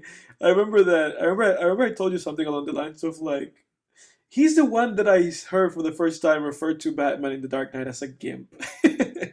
Oh yeah. Oh, was that him? He coined, he started that? Yeah, it wasn't me. I remember that I watched a video of his and he was just like, Batman looks like a gimp in the Dark Knight. I was like, holy shit. That's so funny. Well, it's funny because he like there's certain things that Rob Ager says that I disagree with. Like he doesn't like the Dark Knight, which I think is kind of crazy. But I get what he's saying about it. Like he points out things like he has problems with tone because it's like, you know, a very serious film, but then you have like Batman running around in a bat costume. And yes, I can get that. But I think Christopher Nolan, I think he really, that Dark Knight trilogy, he was able to do the impossible and make Batman like serious. Yes. And I think he was successful in it, you know, and maybe it's just easier, especially when first seeing that as a kid, maybe it's easier to take Batman seriously. Yeah, for sure. Was Robert Ager was it's like late 30s at the time you saw that movie. Exactly. So I could see how that it would be kind of a generational gap. But I agree with Rob Ager a lot in terms of what he's saying about movies, like how, you know, there's kind of like been a drop off in quality post like 2000 in movies. Mm-hmm. I wouldn't go as far as he does, where he's like very like, you know, most, you know, he seems to think more movies are bad that come out these days are bad than I do personally. Mm-hmm. But I get what he's saying. Like I do prefer to watch like pre-2000 movies a lot of the time. Yeah, for sure. But like, you know, if for no other reason that I don't have to turn my TV up to 100 to hear them. Mm-hmm. But like he was the other day, he posted a video. It was a follow up to Alien Romulus where he gave like a pitch to where like the Alien series could go. And his pitch was cool. And I was like, that would be awesome, you know, and because he was saying this whole like idea of just rehashing shit and being like back to basics is really just an excuse to like 100%. To make like a cheap knockoff of the first movie, you know, because people were saying like Alien Romulus is great because it's back to basics. And it's like, guys, we've seen Alien, we've seen Aliens. Why do we need to do this again? Like, I remember watching the trailer for Alien Romulus and being like, that's just Aliens again. I mean, or Alien. It's like somewhere between like the action of Aliens and the horror of Alien. Yeah. And I was like, it's just what, when I saw the trailer, I immediately knew that's what it was going to be. Yeah. And it's like, guys, we're starved like for novel concepts. Like Rob Ager gave this great pitch that was just like, you know, people crash landing on a planet and the xenomorphs have evolved into like varying subspecies. And like, there's also other creatures that have evolved and the androids seem to be lying to the humans about, you know, just all these different elements that were really freaking cool. And if there's one thing I can say about Prometheus in Alien Covenant, it's like at least they were trying to do something different and cool. Mm-hmm. And there's some stuff in Prometheus and Alien Covenant, some concepts in those movies that I thought were really interesting and really cool. Yeah. But I'm tired of the rehashing, man, especially as someone who I'm 26, you're 27. We've both seen over 1,000 movies in our lives. We've read lots of novels, lots of comic books. We're very media literate people. Yeah. It's like we gotta, you know, and most people these days, people are more media literate than ever nowadays. Yeah. Because of the access to media. Like I feel like more people are media literate than not. Mm-hmm. I mean, I can't I mean, it's been like it's been probably decades since I met someone who's like, oh, I don't really watch movies, you know, or I don't really read, or like, you know, who's not media literate. Mm-hmm. So it's like we're kind of starving right now, I feel like, for new concepts, new things. Yeah. And, you know, you can do them. I feel like it's easier to come up with a new idea than it is to rehash, honestly. Because if it comes from you and it's uniquely from you, then it's going to be different. Mm-hmm. You know, if you're not spending time just trying to like copy something else. Yeah. But it's kind of like what we were saying last week. Like these movie studios, it's easier for them to just be like, okay, quick, just write a script that ticks all these boxes, write it in like a weekend or a week, ticks these boxes, has aliens, have like a basic Rick and Morty story circle, character arc thing, hero's journey, wham, bam, done. We film it and we put it on the assembly line and we throw it out there, you know? But it's one of those things where it's like, you know, it just kind of makes me think of like, you know, it's like a McChicken, you know. And yeah. I get a McChicken today and it's like, oh, McChicken. And then I get a McChicken tomorrow and it's like, oh, McChicken. And the interesting, you know, and it's the same, but it's different because it's not the same fucking McChicken. But that's what filmmaking has become. And it's interesting because I feel like in film at the moment, there is like a vacuum. And maybe I'm wrong in saying this. Listener, correct me if I'm wrong and argue with me in the comments. Because like you, sometimes I kind of get distracted and I'll just watch old movies and I might not be very aware of what's going on with movies recently. But it feels like in films there's a vacuum in terms of like creatives. You probably get what I'm trying to say. Where it felt like for so long in film, there was such a value in let's find a new voice, somebody that can make interesting films that sell and that audiences can get invested behind, you know, and then directors were almost like rock stars, you know. Yeah. Tarantino, like all these names that we know, Wes Anderson, Paul Thomas Anderson, Michael Mann, you know, Christopher Nolan, all these guys, you know, and the old guys, obviously, Scorsese, Spielberg, like, I mean, I'm just saying these dudes' last names, and everybody knows who the hell they are. You right. know? And Ridley Scott. Exactly. Ridley Scott, fucking, what's his name?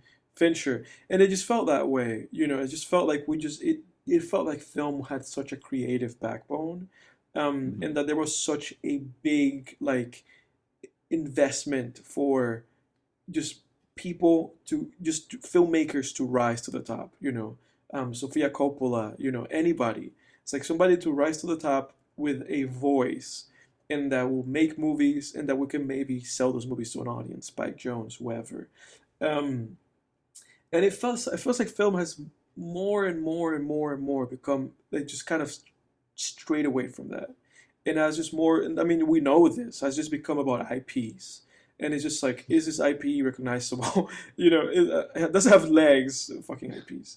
But piece of IP. Piece of IP. We have 50 minutes apparently in this session. Yeah. But it just feels like film has just kind of like moved away from originality and from creating filmmakers and having filmmakers be like people that people know, you know.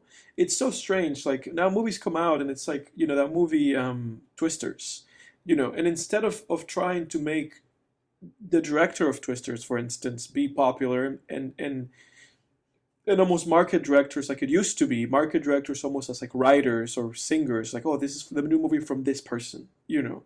Now it's like, oh, actors, you know, you guys go and do Hot Ones and do all the internet bullshit and also do the old stuff, you know. Because now actors have to do everything. They have to do fucking YouTube bullshit and TikTok like bullshit and have to fucking like mingle with nobodies on YouTube and TikTok. But they also have to go on fucking like Jimmy Fallon. You know, they have to do everything now. I don't know. I feel like that's part of the problem, man. And it's like, you know, it's like out of the last 10 years in film, I can only say like, oh, you know, the Safdie brothers, and they're still underground. People don't fucking know who the Safdie brothers are. Right. You know. Yeah, it sucks, dude. It really does suck. Well, yeah, I agree with you. Like, I feel like the only art forms at this point where like young people can really become stars early is like acting and music, and that's it. Like, that's it. I mean, because like it's like, I mean, that's a big reason I got out of like I stopped in film because I was just like, you know, and I want to get into like novels now because it's like, and that's kind of the career path I've been following because it's just like with film, yeah, that I'm trying to break through in. Exactly. Because with film, it was just like, it became this thing of like, people just kept telling us through film school, like, oh, it's just got to be it's got to be IP, and you got to be like a It has to have legs. coffee. Yeah, you got to like pour coffee for the producer for like 20 years and then maybe become like a grip. And I was just like, I don't want to fuck that, man. I mean, because there was, it's like this whole spec script thing is done. It's like, I can't go to Hollywood now and be like, hey, I have this script. But that used to be what for an filmmaking was fucking original about. thing. Yeah, it's exactly. so sad, man. It's so sad that we're fucking talking about like Mad Max film number 7 and fucking like, I mean, it I know I said this before when Jack wasn't here still, when it was, fuck movies, this podcast is about not watching. It feels like a lot of the time when in terms of like modern movies, it just feels that way, man. It's yeah, like, it's like, they're so tiresome. Yeah, it's like I watch fucking Mad Max and I'm just like, why? It's like I said last week, it's like, why does this fucking even exist? Like, why is this movie a thing? And obviously, I mean, we're talking about Tenet, which is an original film, and props to Nolan for that. But so much of modern filmmaking is just so ass. And I know that people. Well, the only reason it got made is because of Nolan. Exactly, because he's one. Only Nolan can make an original sci-fi film now. Exactly, there's nothing. Exactly, and it's like you said, it's like I mean, that guy's one of the last ones. And it's like we've had the grace of kind of Denis kind of pulling up there a little bit, and it's like, oh, now we have Denis Villeneuve, and maybe he can do something.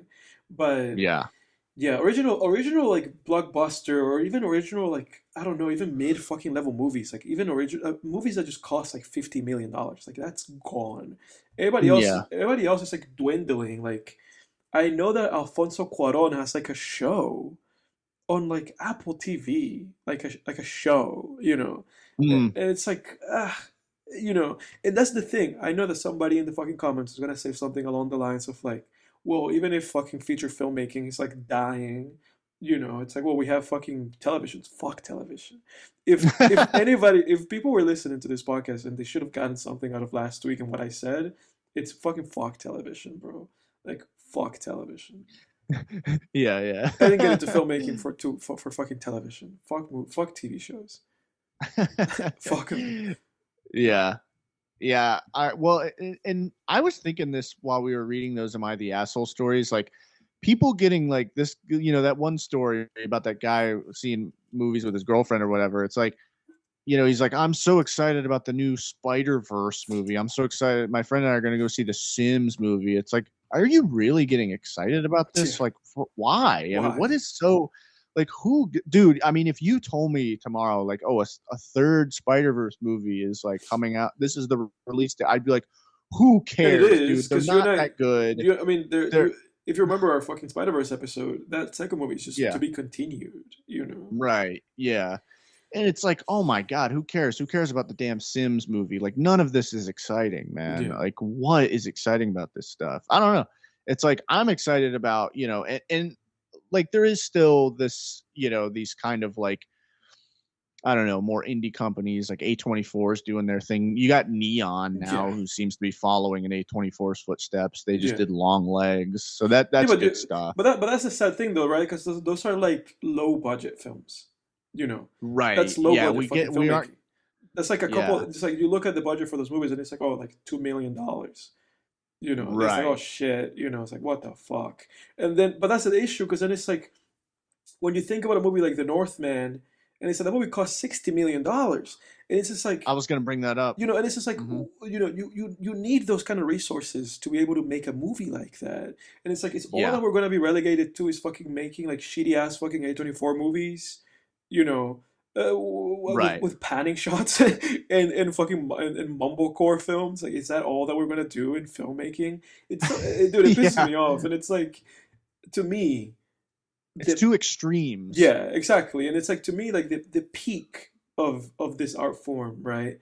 Like the peak of film, to me, is still feature length filmmaking. Like, to me, it's not fucking television. Like, like, it's not. Like, television to me feels like a 5 to 10 step down of kind of like the peak of what this art form is about. So I don't know. Not to fucking shit on television, I mean, I always do that. I've been doing that like 5 years, but not to show on television. But I don't know, man. It just feels so wrong. I don't know what can fix this because it just feels like things just keep moving in the same direction. Um, I hope that you're listening to this person and that you're not depressed. Yeah, everybody starts crying now. Yeah, like, this is a bummer. Bring back Jack. That's what I remember. Yeah, they're like, bring Jack back, please. You guys are more fun. Make this podcast Jack again. Yeah.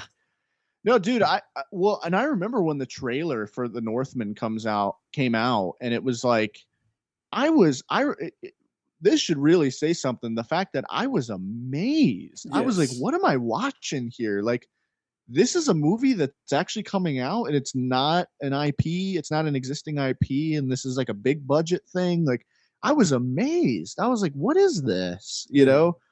But it wasn't like Christopher Nolan or anything either. It was like, Robert Eggers, who did The Witch and The Lighthouse, and it was like, you think they'll let that motherfucker do that again, bro? He made 2 fucking like $5 million movies in like one location. And the second that he steps out of line, it's like nobody goes to watch that movie. Well, but it's also, I remember it's Disney's fault. It's not even his fault. No. It's like it's because like you and I we couldn't find a movie theater within a 100-mile radius. Yeah. Because Doctor Strange was taking up all the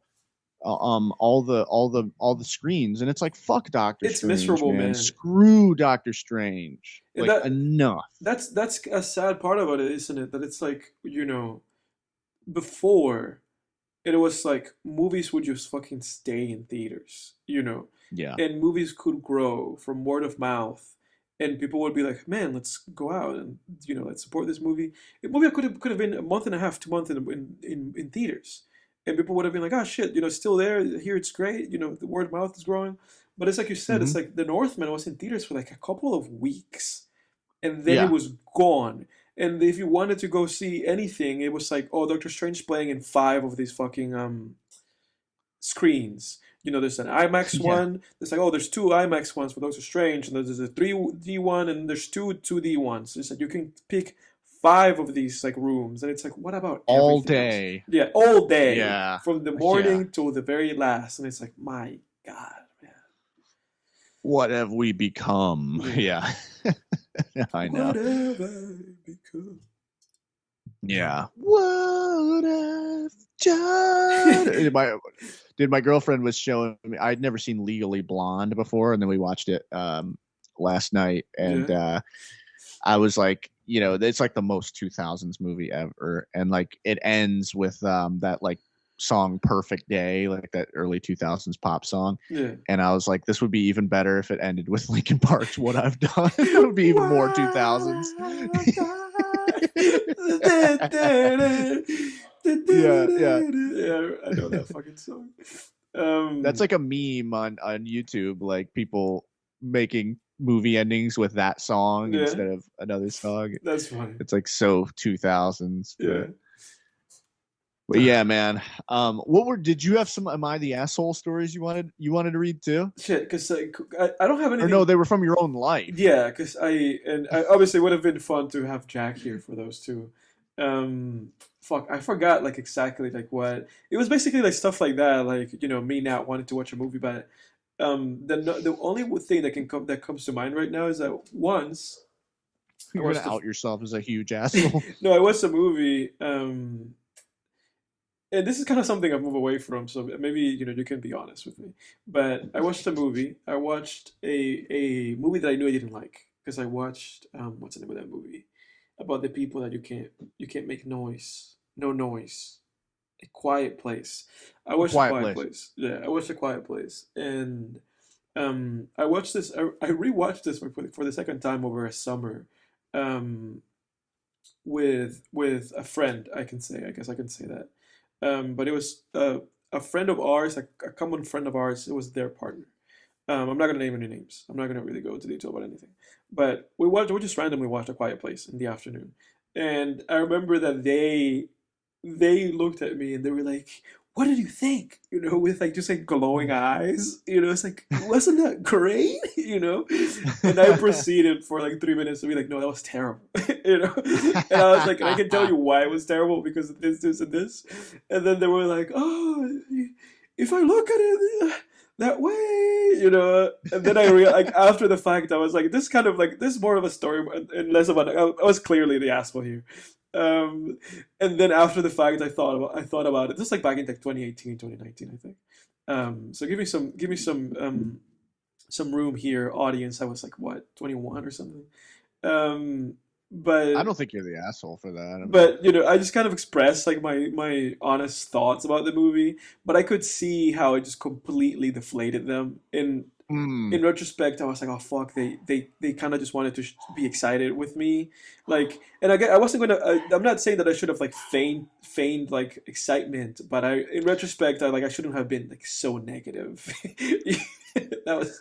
I could see that. Yeah, that's what I thought about it. Yeah, like, I mean, immediately when you said that, like, am I the asshole? So sorry. So I was like, oh, this is in my head. I was like, this is the one time that I feel like I was an asshole to somebody, and I've become better at that. Like. And you probably like noticed that where it's like I really am not like, obviously we're doing this podcast, we're trying to review movies, so I'm gonna be more critical. But when I watch movies, it's kind of like in a more family setting. I've become very kind of reticent to be like, this sucked ass, you know, because most of the time I feel like movies sucked ass.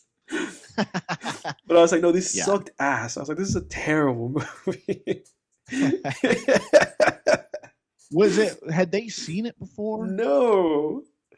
Oh, well then, yeah, that doesn't, you're not the asshole there. If it's like, if someone's like, I want to show you my favorite movie of all time. No, I would never do that. You're like, that sucked. Yeah, that would be bad. But no, to give your opinion, like the way I handle it, like if I watch a movie with people and it's all of our first time watching it, right?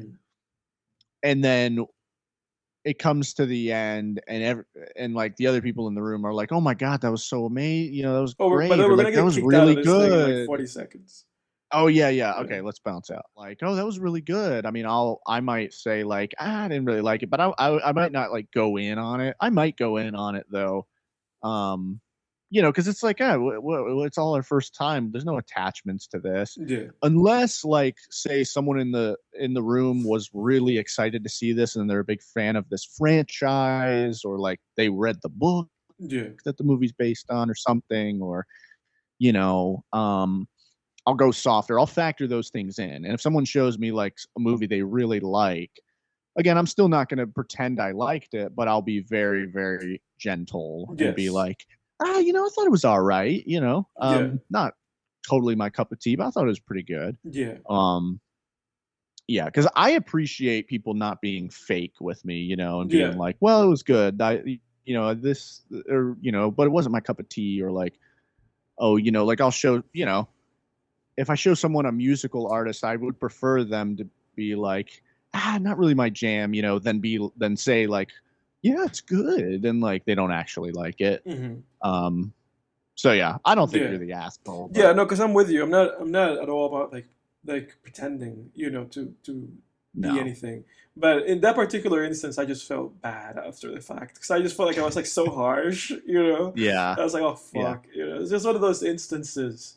And then there's other stuff, like there's other movie watching stuff, I think, with me over the years where I don't know, I can't think of anything now, but that was like my big, like, I thought that would have been like a point of contention. I would have loved to share that with Jack, see if he actually was like, no, I heard you were 100% an asshole. Nah, I don't think he would have thought that. I think actually one time I did kind of the same thing, but I think I was the asshole in the scenario, because I think it was around that same time, and I think it was our other roommate was showing everybody a horror movie that he really liked. Yeah, I remember that. And it was I'll name the movie. It was Lights Out, and I thought it was just dog shit. I remember that. And it was like actively pissing me off. So I would keep like making comments during the movie of like, why is there a gunshot sound like every time the ghost comes on screen? But I think I had come in like part of the way through. You did. I don't think you were there from the very beginning. So I didn't have the context. I think then I realized later that he really liked it, and I was like, fuck. God. Oh, I was like, damn, I'm an asshole. I don't think you were an asshole. Because that has to be the most... If I were in his position, I would have been so annoyed if I'm showing everybody a movie I like and someone's sitting there doing like Mystery Science Theater 3000 commentary on it. Like, I would be like, fuck this guy. Yeah. So if you're listening, I was 20. I'm sorry about it, man. I did not. That was uncalled for. That's an interesting one. To be fair, I didn't realize until after I had started making those comments that he liked the movie, though. That's an interesting one because I can see that where, you know, from their point of view, they'll probably be like, "Oh fuck, this guy's poo-pooing this movie," and I like went out of my way to like hype everybody up, and we're all here. Yeah. I don't think you were like fully like an asshole for that. I give myself a YTA for that one. I will attribute you some just kind of like, oh, maybe assholery, like a pinch of salt of like, oh, you know, maybe a little bit of asshole. Yeah, maybe a little bit, but it's like not. You know, there's a little bit of nuance there too. Like, I don't think it was fully like, you know, and you didn't know, because that's the thing. It's hard to really put that on you when you didn't know, because you weren't there to begin with. You really only understood it like after the fact. But so yeah, I don't know. I'll take it away from you, but I'll throw like a couple salt grains on you. Yeah. A couple like asshole salt grains. Thanks, man. Yeah. All right, let me find. I'll do a couple more of these, and then we can do our recaps and kind of wrap it up. And if you had something else you wanted to go into too, though, I'm down. I'm not in a rush. No, that sounds good. Oh, this one's funny. So this is not technically film related, but this one I thought was hilarious. Hold up. Let me see. This is video game related. Let me see. I'm gonna check on the US. So this is, what'd you say? So I'm gonna check on the US Open. I'm gonna give the audience an update. You know how big I am into tennis. Another women are playing their semifinal. Shouts out to Arina Sabalenka. I just want her to win. She won the first set. They're playing a second set right now. Maybe going to a tiebreak, but yeah. Yeah, go ahead. Hell yeah. Okay, so this one is, am I the asshole for yelling at my son for his liking of a video game character? Okay. And it reads, quote, I, 42 female, have a 13-year-old son who has become obsessed with the character Kakichi Oma from a video game series he's into. I'm gonna look up what this character even looks like. Kakichi Oma. Kokichi Oma. Kokichi. I'm gonna look up Kokichi. I'm gonna see what he looks like. Okay, yeah. Okay, so she says this started at least quote, this started at least a year ago when I bought him the game on the PS4 where he would start getting merchandise of this said character. Edgy looking. For example, pins, stickers, t-shirts, etc. He talks about the character nonstop sometimes, giving an analysis about the character, and if anyone says something about it, he will continue with his tangent even more. My husband and I have found it incredibly annoying, but we've stayed silent because we don't want to shut him down or hurt his feelings. Yeah. He got a costume of him and has wore it in public, despite me going against the idea of him wearing it on casual occasions that aren't like Halloween or a party, but he still does anyway. 13. 13, okay. He even started mimicking some of his personality traits. Yeah.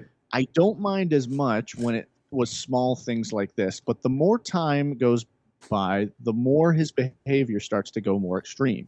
He constantly copies Kokichi's script lines in conversations, which makes it hard for us to have a normal dialogue with him without him breaking out in some annoying voice line of his.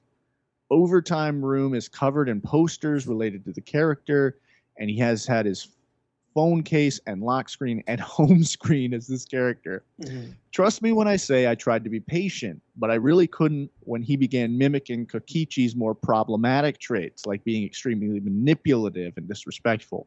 Mm-hmm. When I confronted him about this and expressed that it was negatively affecting his behavior and our family dynamic, I ended up taking out all of my stress that I bottled up over the time, and I ended up yelling.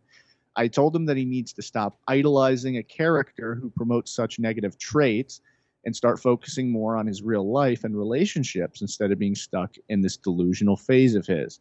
He was really hurt by my reaction and ended up shutting down and going back to his room. Now it's been 2 days, and now it feels like I attacked something he genuinely loves and finds comforting. Mm-hmm. I told some of my loved ones about this. My sister and husband thinks I overreacted and should have approached the situation more calmly, while my dad and sister's husband believe I was right to address the issue before it escalated further.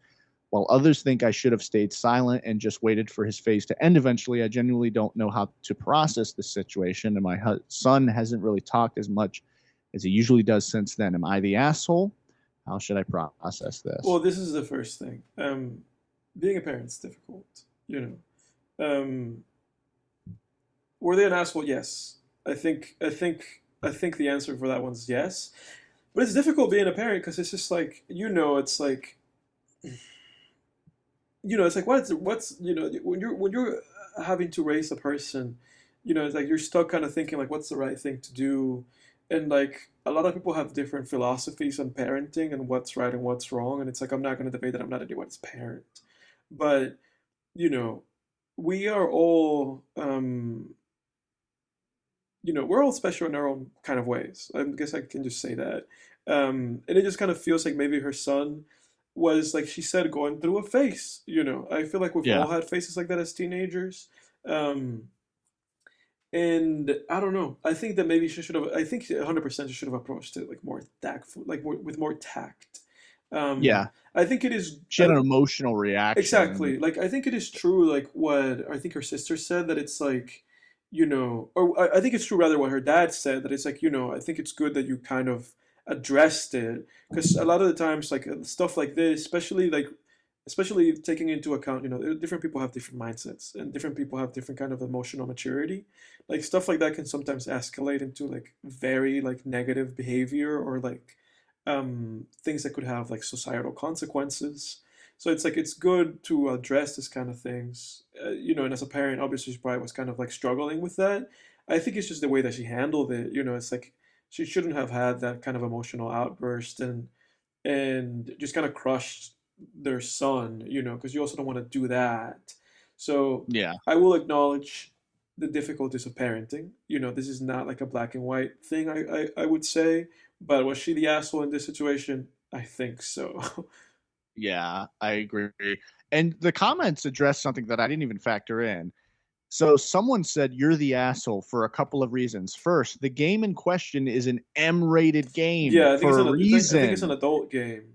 And isn't appropriate for a 13-year-old to play through. So this woman is like, oh, he's like, where'd she say that? She said he's mimicking the character's more problematic traits. And it's like, well, why'd you buy him the fucking game then? Yeah, I mean, why don't you look into what he's playing? Yeah, I think it's one of those things. I think this person just kind of sounds like ignorant a little bit, where it's like maybe they just don't really understand like child development, and the best way to maybe their sister, maybe they should have talked to their sister, who seems to know a little bit more than them beforehand.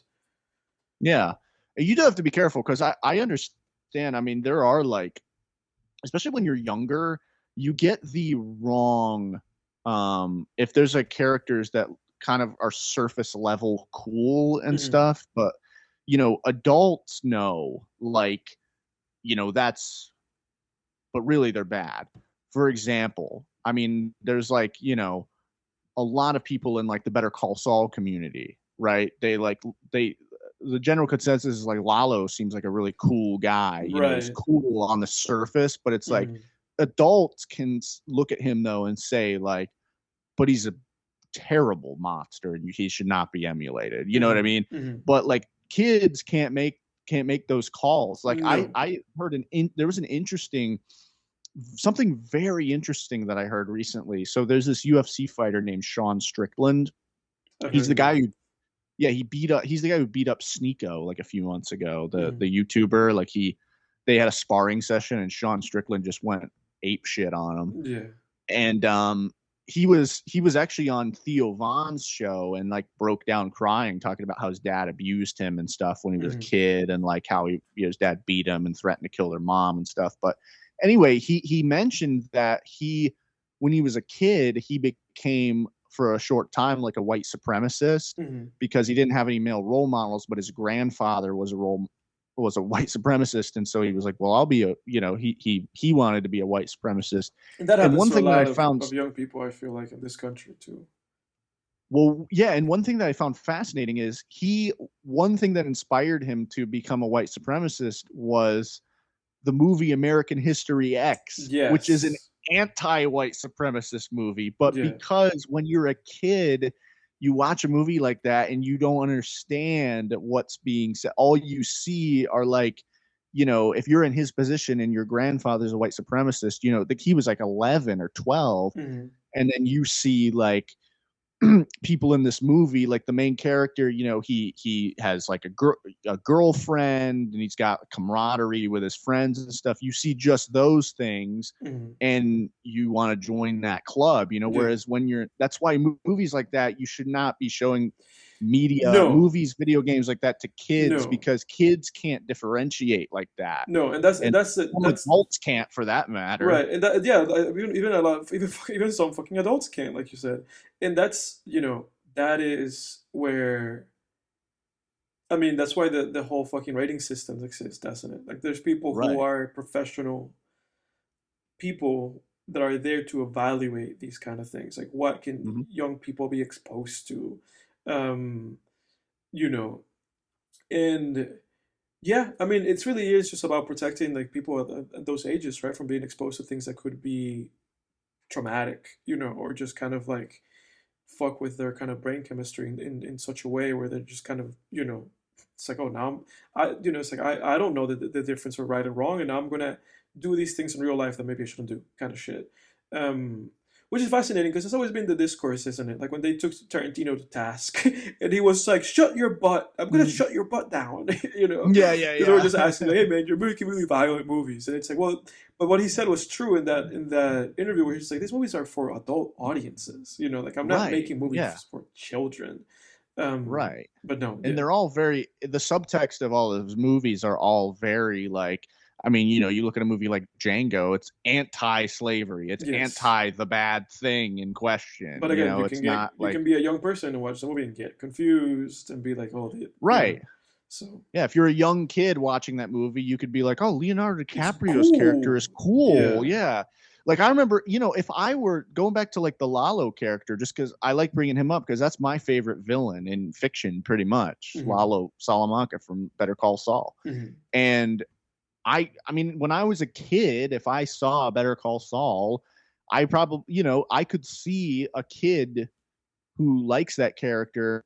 You know, I don't believe the whole. I'm not going to go into like I don't think that media causes people to commit like actual violence. I mean, and anyone who wants to argue that, I just read, I mean, the guy who wrote Mindhunter, you know, FBI behavioral profiler, I read one of his books recently, and he has a whole chapter where he goes No. into that. No, I agree He with talks you. about how that's bullshit. No, it's bullshit. You know, that is I do not. agree that it's like an inherent quality in an individual. I think for some individuals who act on those kind of things, it's just more so inspiration, I feel like. Yeah, but I just want to throw that caveat in. But I will say that I could see a kid who is nonviolent, you know, who first of all who is naturally violent, you know, emulating some of the things Lalo does, but also some of the violent things Lalo does. But also, I could see a kid who is nonviolent not emulating any of the violent stuff Lalo does, but even just some of the non-violent bad shit that he does, you know, talking to people Yeah. shitty, like telling, No, you know, and he treats Nacho like a piece of shit. Yeah. He treats all his underlings like a piece of shit. No, and I agree that you know, he drives like a moron, like doing donuts and stuff. You know, Yeah. he's a moron. Like, yeah. there's so many non-violent things that Lalo does that are still like shitty. Yeah, no, and I agree That with if you went and emulated, you'd be like the biggest prick in the world. No, and I agree with you in the sense that I think it was helpful for you to add that caveat just so the audience doesn't get confused with what the hell we're talking Yeah. about.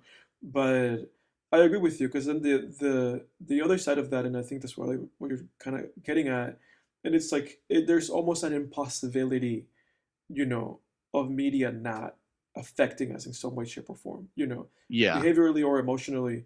You know, it's like you listen to sad music, you get sad. You know, so it's there. You know, there's obviously then, you know, that element of that.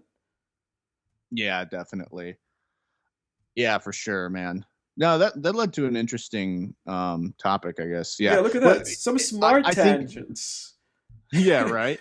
For once. No, but I think it's very interesting because again, like I look at a character like Lalo from Better Call Saul, and it's like, but on the surface, he's cool, he's handsome, he's charming, he drives a cool car. So I could see like a kid, looking at a character like that, like in this whatever video game. I'm not familiar with this video game that they're talking about, but and just seeing those surface level things and being like, well, now I want to emulate everything about that character, and so lady, you're the asshole, and look at the ratings on the cover of the games too. 100%. No, 100%. I've been there, dude. I've been there. I've been obsessed with fucking Goku and Dragon Ball as a kid. Like it's just a natural part of being a kid. It's really just about what you're exposed to. Yeah. Before we get into our recaps, I had a bonus one here. This one's really quick. This isn't even Am I the Asshole? This is just something I saw on Reddit that was hilarious. Go ahead. This is in the Dexter subreddit, and the title is, "Does Dexter work out?" And the person says, "Very stupid question, but I mean, come on, guys. The guy's low-key ripped. He just doesn't wear the clothes that show it off. Wonder what the actor's workout looks like." And so then someone comments, "He stated multiple times on the series, especially season 8 and season 7, that he does work out and goes to the gym." And OP replies, "I'm on season 3. Cut me some slack. God damn." 62 downvotes. People are like, "Bro, you asked." Yeah. And it's like, yeah, dude, what? You didn't tell anybody that you're on. First of all, you didn't tell anyone what season you were on. And second of all, he was just telling you. Yeah. He was answering your question. Yeah. Jesus, so, and I scrolled down in there. The OP was like, "Well, sorry, I just, tone doesn't come across well in text." It's like, what? No, what are you talking about? He was just answering your question. Yeah. That's really funny. It's like I guess somehow how that guy wrote that like offended him. I guess. That's pretty funny. Oh, so stupid. All right. But give us your recap first, Edward, and I'll go into mine. Okay, I'll be brief. I'll go into the music, and then I did watch a film, so I'll go into the film. Nice. I am still making my way through the case. I only got a couple more albums to go before I'm out of there. I listened, and I know you know about this. I listened to a metal album from 2024 by a band called Knocked Loose, and the name of the album is "You Won't Go Before You're Supposed to." And the cover is just kind of like this dark woods with a big, shining, like cross, like kind of like a biblical reference with like a child or a person looking up to it. 28 minutes. 10 songs. I learned about this from Pitchfork, and then Fantano reviewed it, and he gave it like a very positive review. So that kind of inspired me to check this out. I felt like the album was kind of like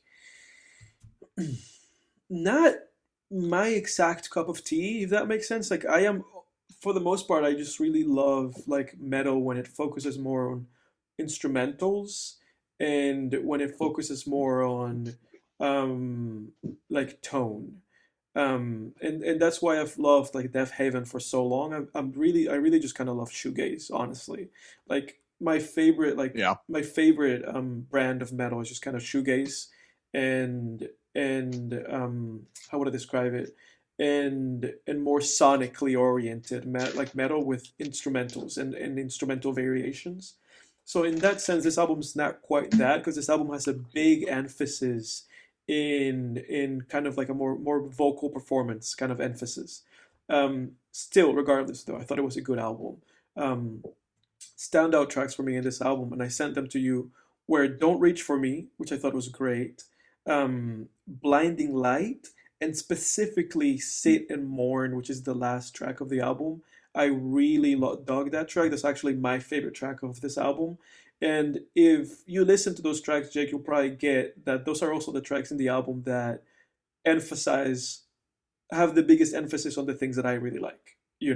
Like "Sit and Mourn" has like, I think like a whole 1 minute section of just drums and guitars, and I really just love stuff like that. The vocals in this album also reminded me of the Hunter x Hunter outro track that you like. By Fear and Loathing in Las Vegas. That's the name of that Japanese metal band.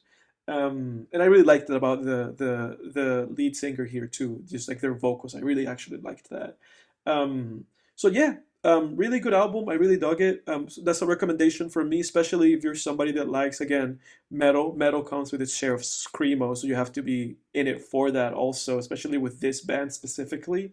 And if you love kind of like really great instrumental breakdowns and great like drum patterns, which this album has a lot of that.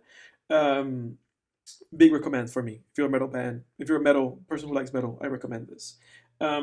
That's it I for might have me. recommended these guys to you before, but there's a metal band called The Ocean. When you get to the O's, definitely check them out because they do like very long, like instrumental focused metal, metal ballads basically. Yeah, Kind of, I think they would fall under metalcore or progressive metal, so similar to the Hunter x Hunter like theme song. I would also recommend Polaris more on like the Hunter x Hunter side. Like that, they had that song that I sent to you where I was like, this is basically the Hunter x Hunter end credit song. yeah, But yeah, The Ocean, I would check them out. yeah. You did Lots recommend. of You like, did recommend them to me. definitely check them out, I have a man. Holocene in here. I don't know if that's exactly what you recommended to me.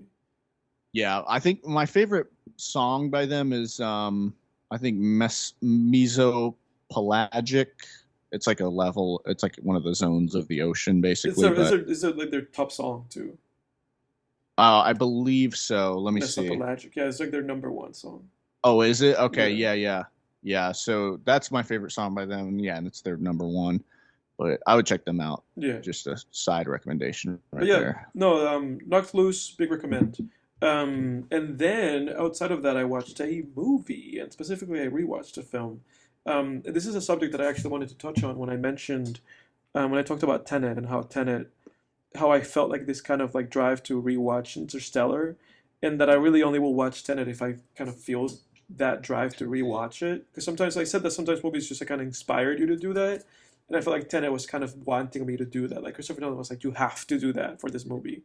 Um, but I rewatched Miami Vice. Oh, dude, I tried to watch that like 2 weeks ago. I couldn't get into it, dude. And it was on Netflix. I think they took it down. But this is Miami Vice. This is a movie from 2006 by Michael Mann, starring what's his name? Farrell. I forget what this. Colin Farrell. Colin Farrell, and Jamie Foxx. and Jamie Foxx. Yes.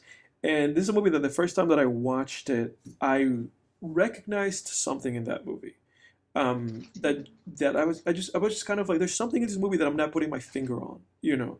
And the first time I watched it, I thought it was just good. I was like, it's a good movie, and then I left it at that. But forever since watching that movie, I was like, I want to rewatch this movie. I want to rewatch this movie. I want to rewatch this movie. Um, and I am going to compare this movie. And if anybody's listening to this section of this podcast, please comment, have a conversation with me about this, because I know that a lot of people feel this way that I feel about this specific movie I want to mention. Um, I feel this way about Inherent Vice, which is interesting because both movies have Vice on it. Inherent Vice by Yeah. Paul Thomas Anderson, and then Miami Vice by Michael Mann. Inherent Vice is one of those movies where it's really complex in terms of plot. And it's one of those movies that you have to just watch like 1,000 times if you really want to just kind of get specifically everything. But the first time I watched Inherent Vice, I gave it a 7.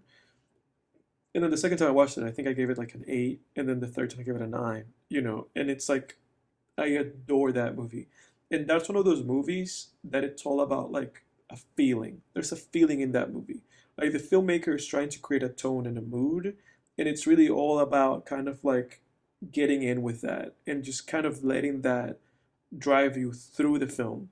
And it's funny that we're talking about Tenet. We talked about Tenet in this film because I felt like Nolan wanted to do that with Tenet, especially in the instances where he just goes like, don't think about the film, which, Yeah. Miami Vice kind of feels like it feels like a movie like that. And Inherent Vice is that movie where it's like you're not really supposed to be thinking about that movie too much. You're just supposed to get enthralled into this kind of like mood. And that's how I felt about Miami Vice rewatching it for the second time. It just clicked, and I was like, I get what's going on here. Like, I recommend you to watch the movie. I'm not going to go into detail about that movie at all. Okay. And maybe you will not have that experience with the film, and that's fine, you know. But again, I watched it the first time. I think I gave it a 6, and then I rewatched it, dude, and I gave it a 9. I just said fuck it. Wow. Like I was gonna give it an 8. Turnaround. Like I was gonna give it an 8. I was gonna go on Letterboxd and just give it an 8, and then I realized I was like, man, I know that this third time I watch this movie, I'm just gonna give it a 9 anyway. So I just gave it a 9. And it's funny because now I have Inherent Vice and Miami Vice, both at 9s. And that to me feels congruent. Um, yeah, there's just something in that movie, man. There's like a deep sense of melancholy and longing in that movie that is intoxicating. And maybe that's just maybe the kind of person that I am, but if you watch Inherent Vice, it's the same thing. Those, I feel like both of those movies, there's a lot of ocean in both of those movies too, a lot of the kind of shots of the sea. I feel like both of those movies are kind of all about getting enthralled into this kind of like weird melancholy and then just going with it and just letting you take you what it takes you. Weird, hypnotic, and if you read like Letterbox, like it's one of those movies where the Letterbox reviews are actually like legit. Like the first comment on Letterbox is a guy saying like it thunders a lot in this movie and it never rains, and that I feel like should be like the fucking tagline for that film. Just like repressed emotion, you know, and just kind of like bottling things. Interesting. Dude, it's fascinating. It's one of those movies that makes me want to like write about it because I feel like people don't understand that movie. If you look it up, and dude, these are again two movies. Inherent Vice has bad ratings. You know, it's like the Paul Thomas Anderson movie with bad ratings. And the same thing is true about Miami Vice. It has like a 46% on Rotten Tomatoes. There's something about these movies that it like people keep making like videos about Tenet and Tenet being like a misunderstood masterpiece or whatever. And I feel like Inherent Vice and Miami Vice are kind of actually those kind of movies where it's like the filmmaker was trying to do something here, and most people just kind of approached the movie from a different angle and then just missed it completely, like what the filmmaker was trying to do. Fascinating, fascinating. 9 out of 10. Anybody who wants to talk about this with me, let's talk about it in the comments. What do you have for your recap? And then I guess we'll wrap up. Yeah. Well, no, I want to comment too. I mean, Miami Vice, like, it's funny you say that because like 3 weeks ago I tried to watch it. I got like 20 minutes in. I got really bored. Like maybe even 30 minutes. I got really bored, dude. I just had to turn it off. Like I couldn't do it. Yeah. It was like a Friday night. I was by myself, and I just like 30 minutes. I was like, fuck, dude, this is so boring. But I want to check it out now that you said. If you watch Inherent Vice, you're gonna have the exact same feeling. You know. Yeah, I guess my expectations are just off because I thought, like, here's the thing. I like Michael Mann. I like Heat is one of my favorite movies of all time. I think that's like one of the best movies ever made. I think I like his movie Thief. I think Manhunter is. I was kind of disappointed by Manhunter. I expected a little more out of it, but I think like the vibe of it is pretty cool. What else have I seen by Michael Mann? I have not seen Last of the Mohicans, so I can't comment on that.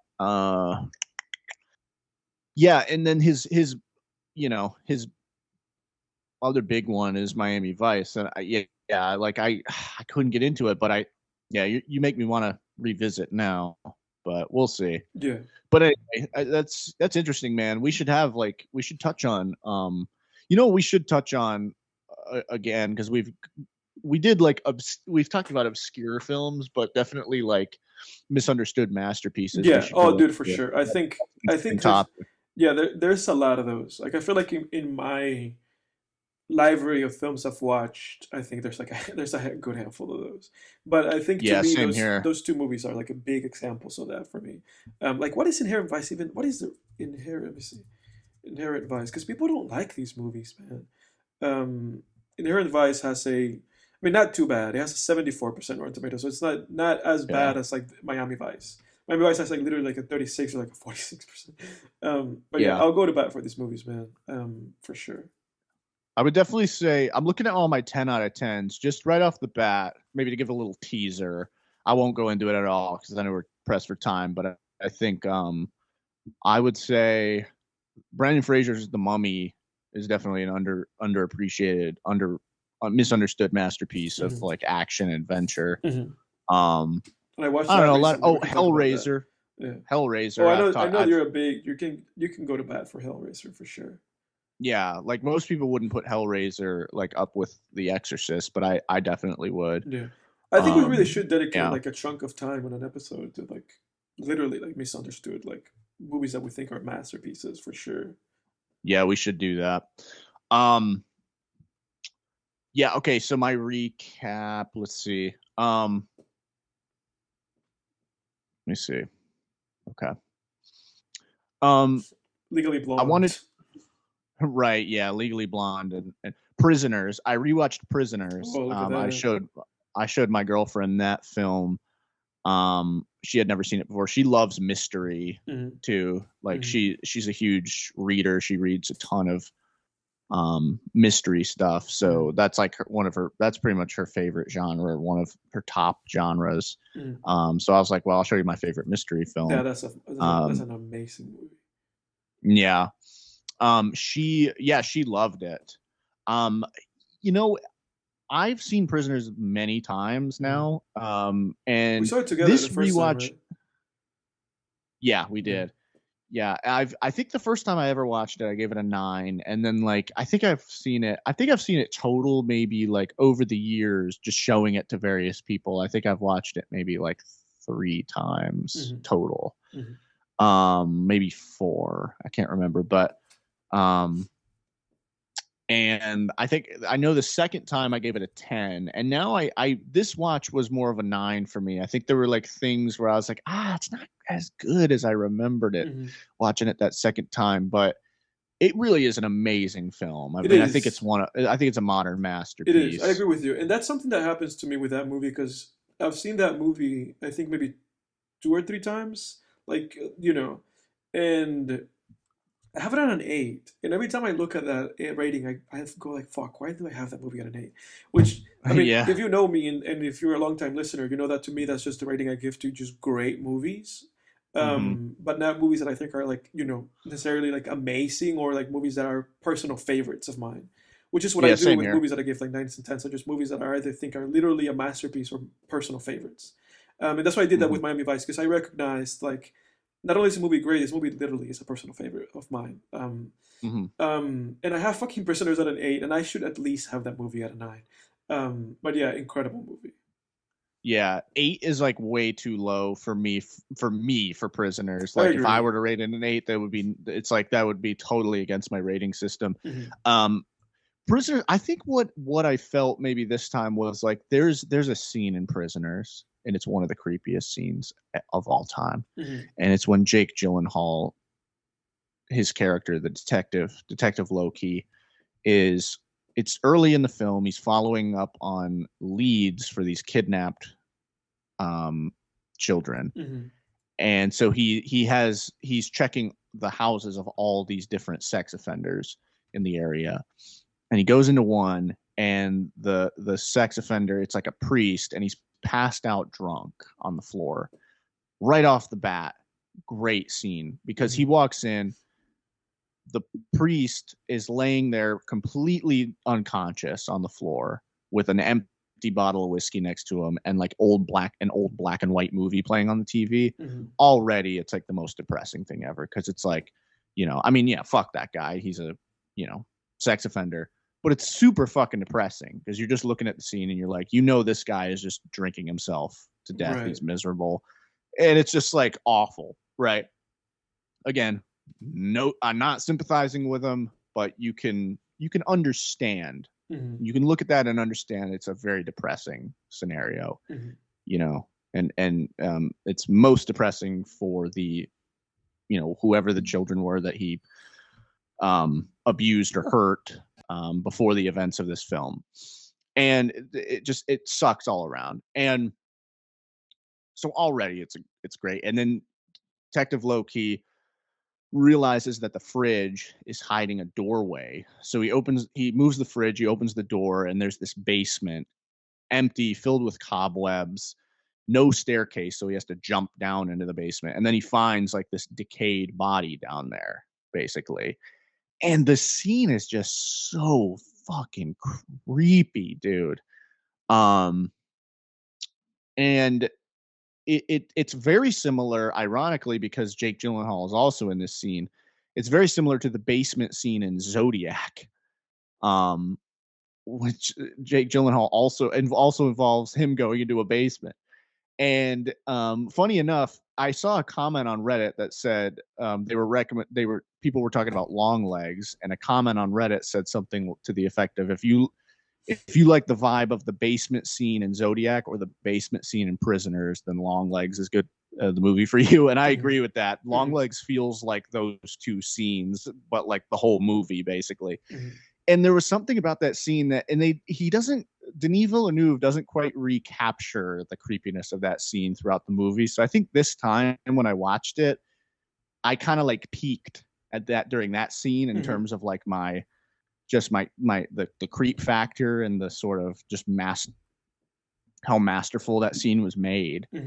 And yeah, man, it was, I don't know.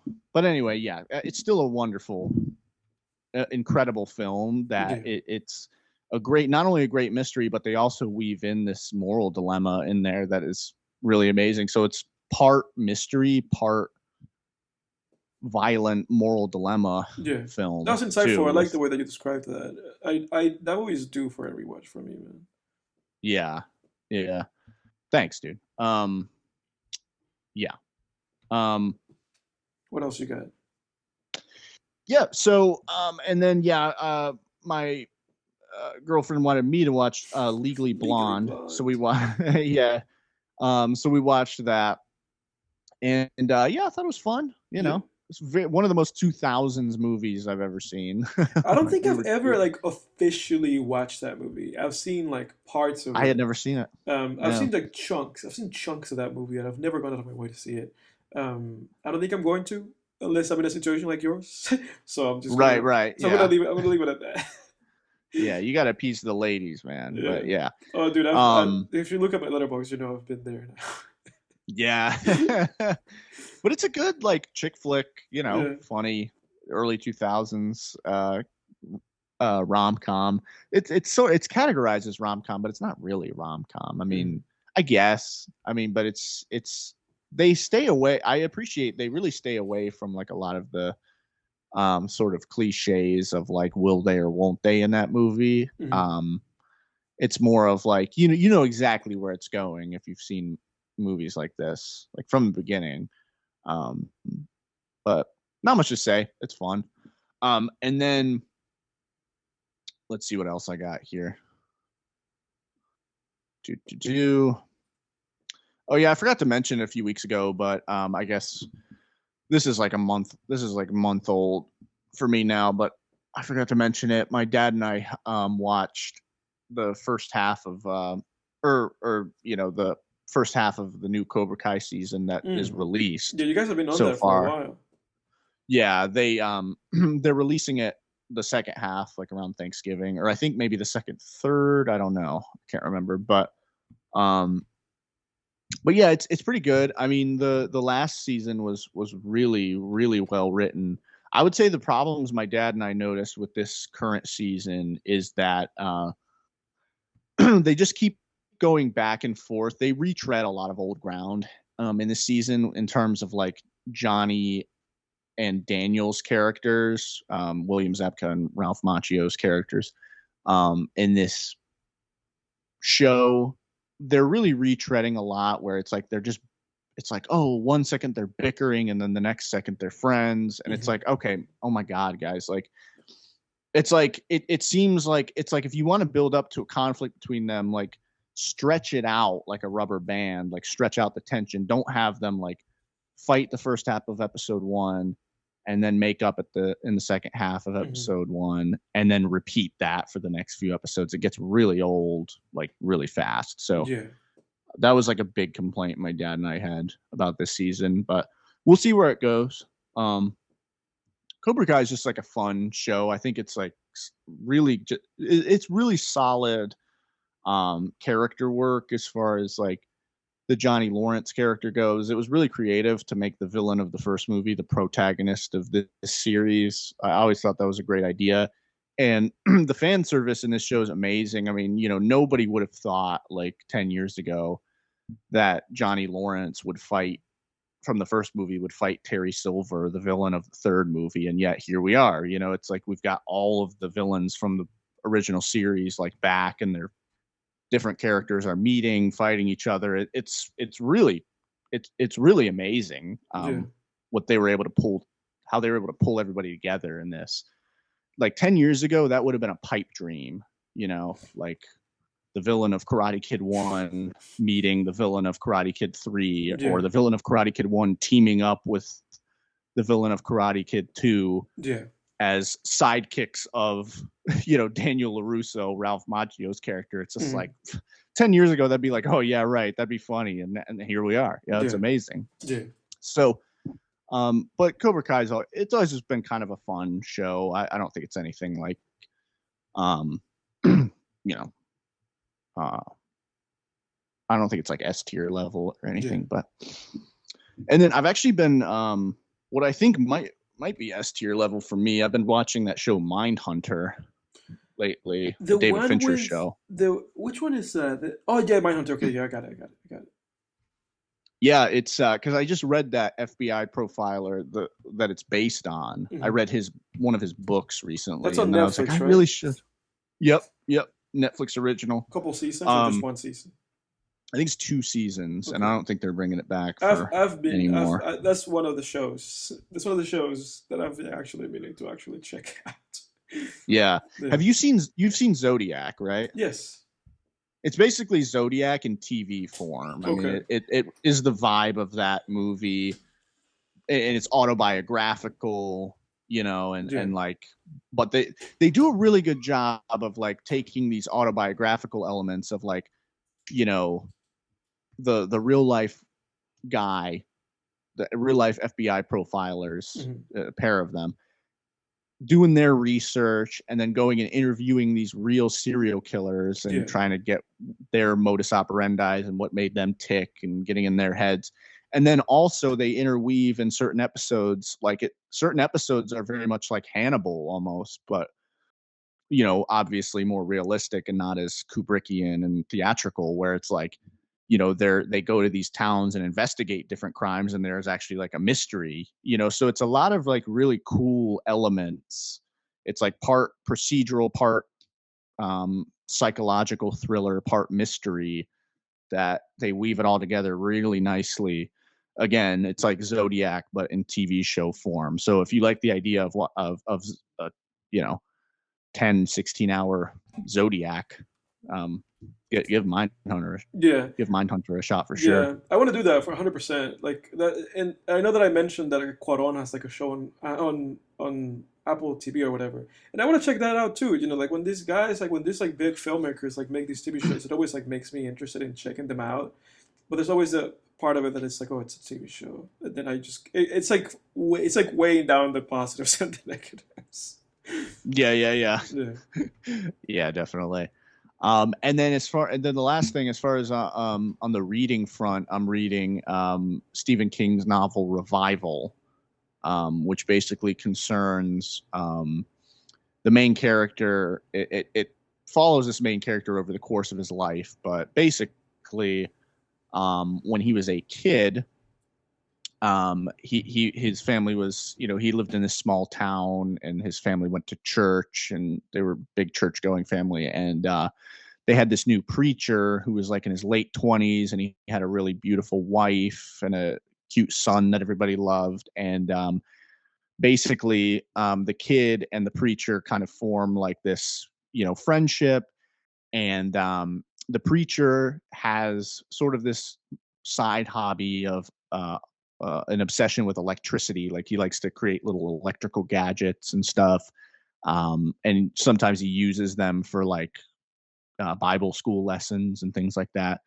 But what really kicks off the plot is that this preacher, and if you want to go into this book cold, you might as well just, skip over this, maybe like 30 seconds. But this is just pretty much part of the blurb. Basically, the preacher, his wife and his son die in like a horrible car accident, and the preacher loses his faith. gives this whole sermon where he like denounces God and everything, and like says religion is bullshit. But then the real story is like, years later when the main character is an adult, I think him and the preacher reconvene, and the preacher has been doing these sort of Frankenstein type experiments, trying to see beyond the veil of our reality and see what's in the afterlife, essentially. So Stephen King described it as a combination of Mary Shelley's Frankenstein and the great god Pan, which is another old cosmic horror story. Mhm. So How recent is this? this came out, this book, I want to say 2014. Okay. Stephen King revival 2014. Yeah. Okay. Interesting. So interestingly enough, I had the ending spoiled for me like back in like 2014 or Really? 2015. Like, yeah, someone in school was talking about it. Yeah. But it's interesting to read it. And Stephen King, he's almost like the Kubrick of the literary world, where he's It's able funny that to you like he's able, yeah, right, because they're at odds about The Shining. Yeah. But he's really able to weave in a lot of these just subliminal details and foreshadowing, which is like, if you know the ending, I like pick up all this stuff. Like he sprinkles in all these little bits of foreshadowing. It's fascinating watching things when and you know stuff. what's going to happen. Yeah. Because I mean, there's like there's a part where like they're, I'll just give obviously you guys will have it out of context, but basically there's a part where like the main character, when he's a kid, is playing with toy soldiers, and the preacher is like, well, how about we make them do a pincer attack, which funny enough was in Tenet, as well. But he's like, how about we make them do a pincer attack? And I looked at the word pincer and I was like, oh fuck, that I know where you got that from the ending. Like, yeah. So it's like, it's little things like that where you're like, that's clever. Stephen King, you've done it again. Well, he's a king for something, isn't he? Oh, dude, he really is. Like, there is nothing like sitting down and starting a Stephen King book and just being like, I trust this guy. Like, just knowing you're in for like something great. I mean, he's one of the goats for sure, man. I mean, I love reading like a lot of different authors, but sometimes it is nice to just sit down, crack open a Stephen King book and be like, I know I'm going to be taken care of here. Like, I trust this completely and just know it's going to be so good. And it's already so good. I'm like almost halfway done. It's so good. I stayed up. I've been staying up far too late reading it too. I've been falling asleep with like my Kindle on my face. Like, I feel happy multiple nights. Like, to me, when a filmmaker makes it feel like that, that's a great feeling too. Yeah. Yep. Yeah, I would say like, there's certain filmmakers for me. Yeah, like Fincher is there for me. Denis Villeneuve to a certain extent. Yeah, you just know you're going to be taken care of. You know they're masters of their craft. But that's how, as far as the literary world goes, I definitely feel that way about King. Where did you see that Mank movie? No. So we're both missing out. Yeah, I forgot he made that movie. He did. That's the last thing that before The Killer. That's the last thing he made. It seems like so not Fincher-ish though, man. It's just like I'm not that interested in it. I know. We have to check that out. It might have to be an episode. Talk about episodes. Unless you have anything else to bring up, what do you have for us? For not next week, listener, we're taking a little break. We'll be back the following week. What will you have for us then? I will do a surprise because I'm sifting. I'm kind of trying to figure out what I want to do, but I know I want to just start doing horror films now. At least on my end. Yeah. I mean, dude, like the first fall breeze came through the other day. I was like, all right, I'm celebrating Halloween till November 1st. That's it, man. Yeah. So we got the freaking, the fall smells, dude. We got the heavy metal music going, and we got the scary movies playing, man. That's it. That sounds good. We're going to have something horror next episode, but it's going to be a surprise. So stay tuned, everybody. Everybody, stay tuned. Thank you for joining this episode and for joining us. If you guys remember, just to mention this again, we're not going to have an episode next week. We'll be back the following week. So stay tuned for us. We might have a clip or two or not at all, like we did over the summer hiatus. Remember to like and subscribe to the channel. Leave a comment. Engage with us in conversation. I promise you that we'll be nice. I know we've threatened to be mean before, but we'll only be mean if you give us a reason to be like, this is just idiotic. But otherwise, thank you for listening. Next time on Film Tangents. Yep. Thanks, guys.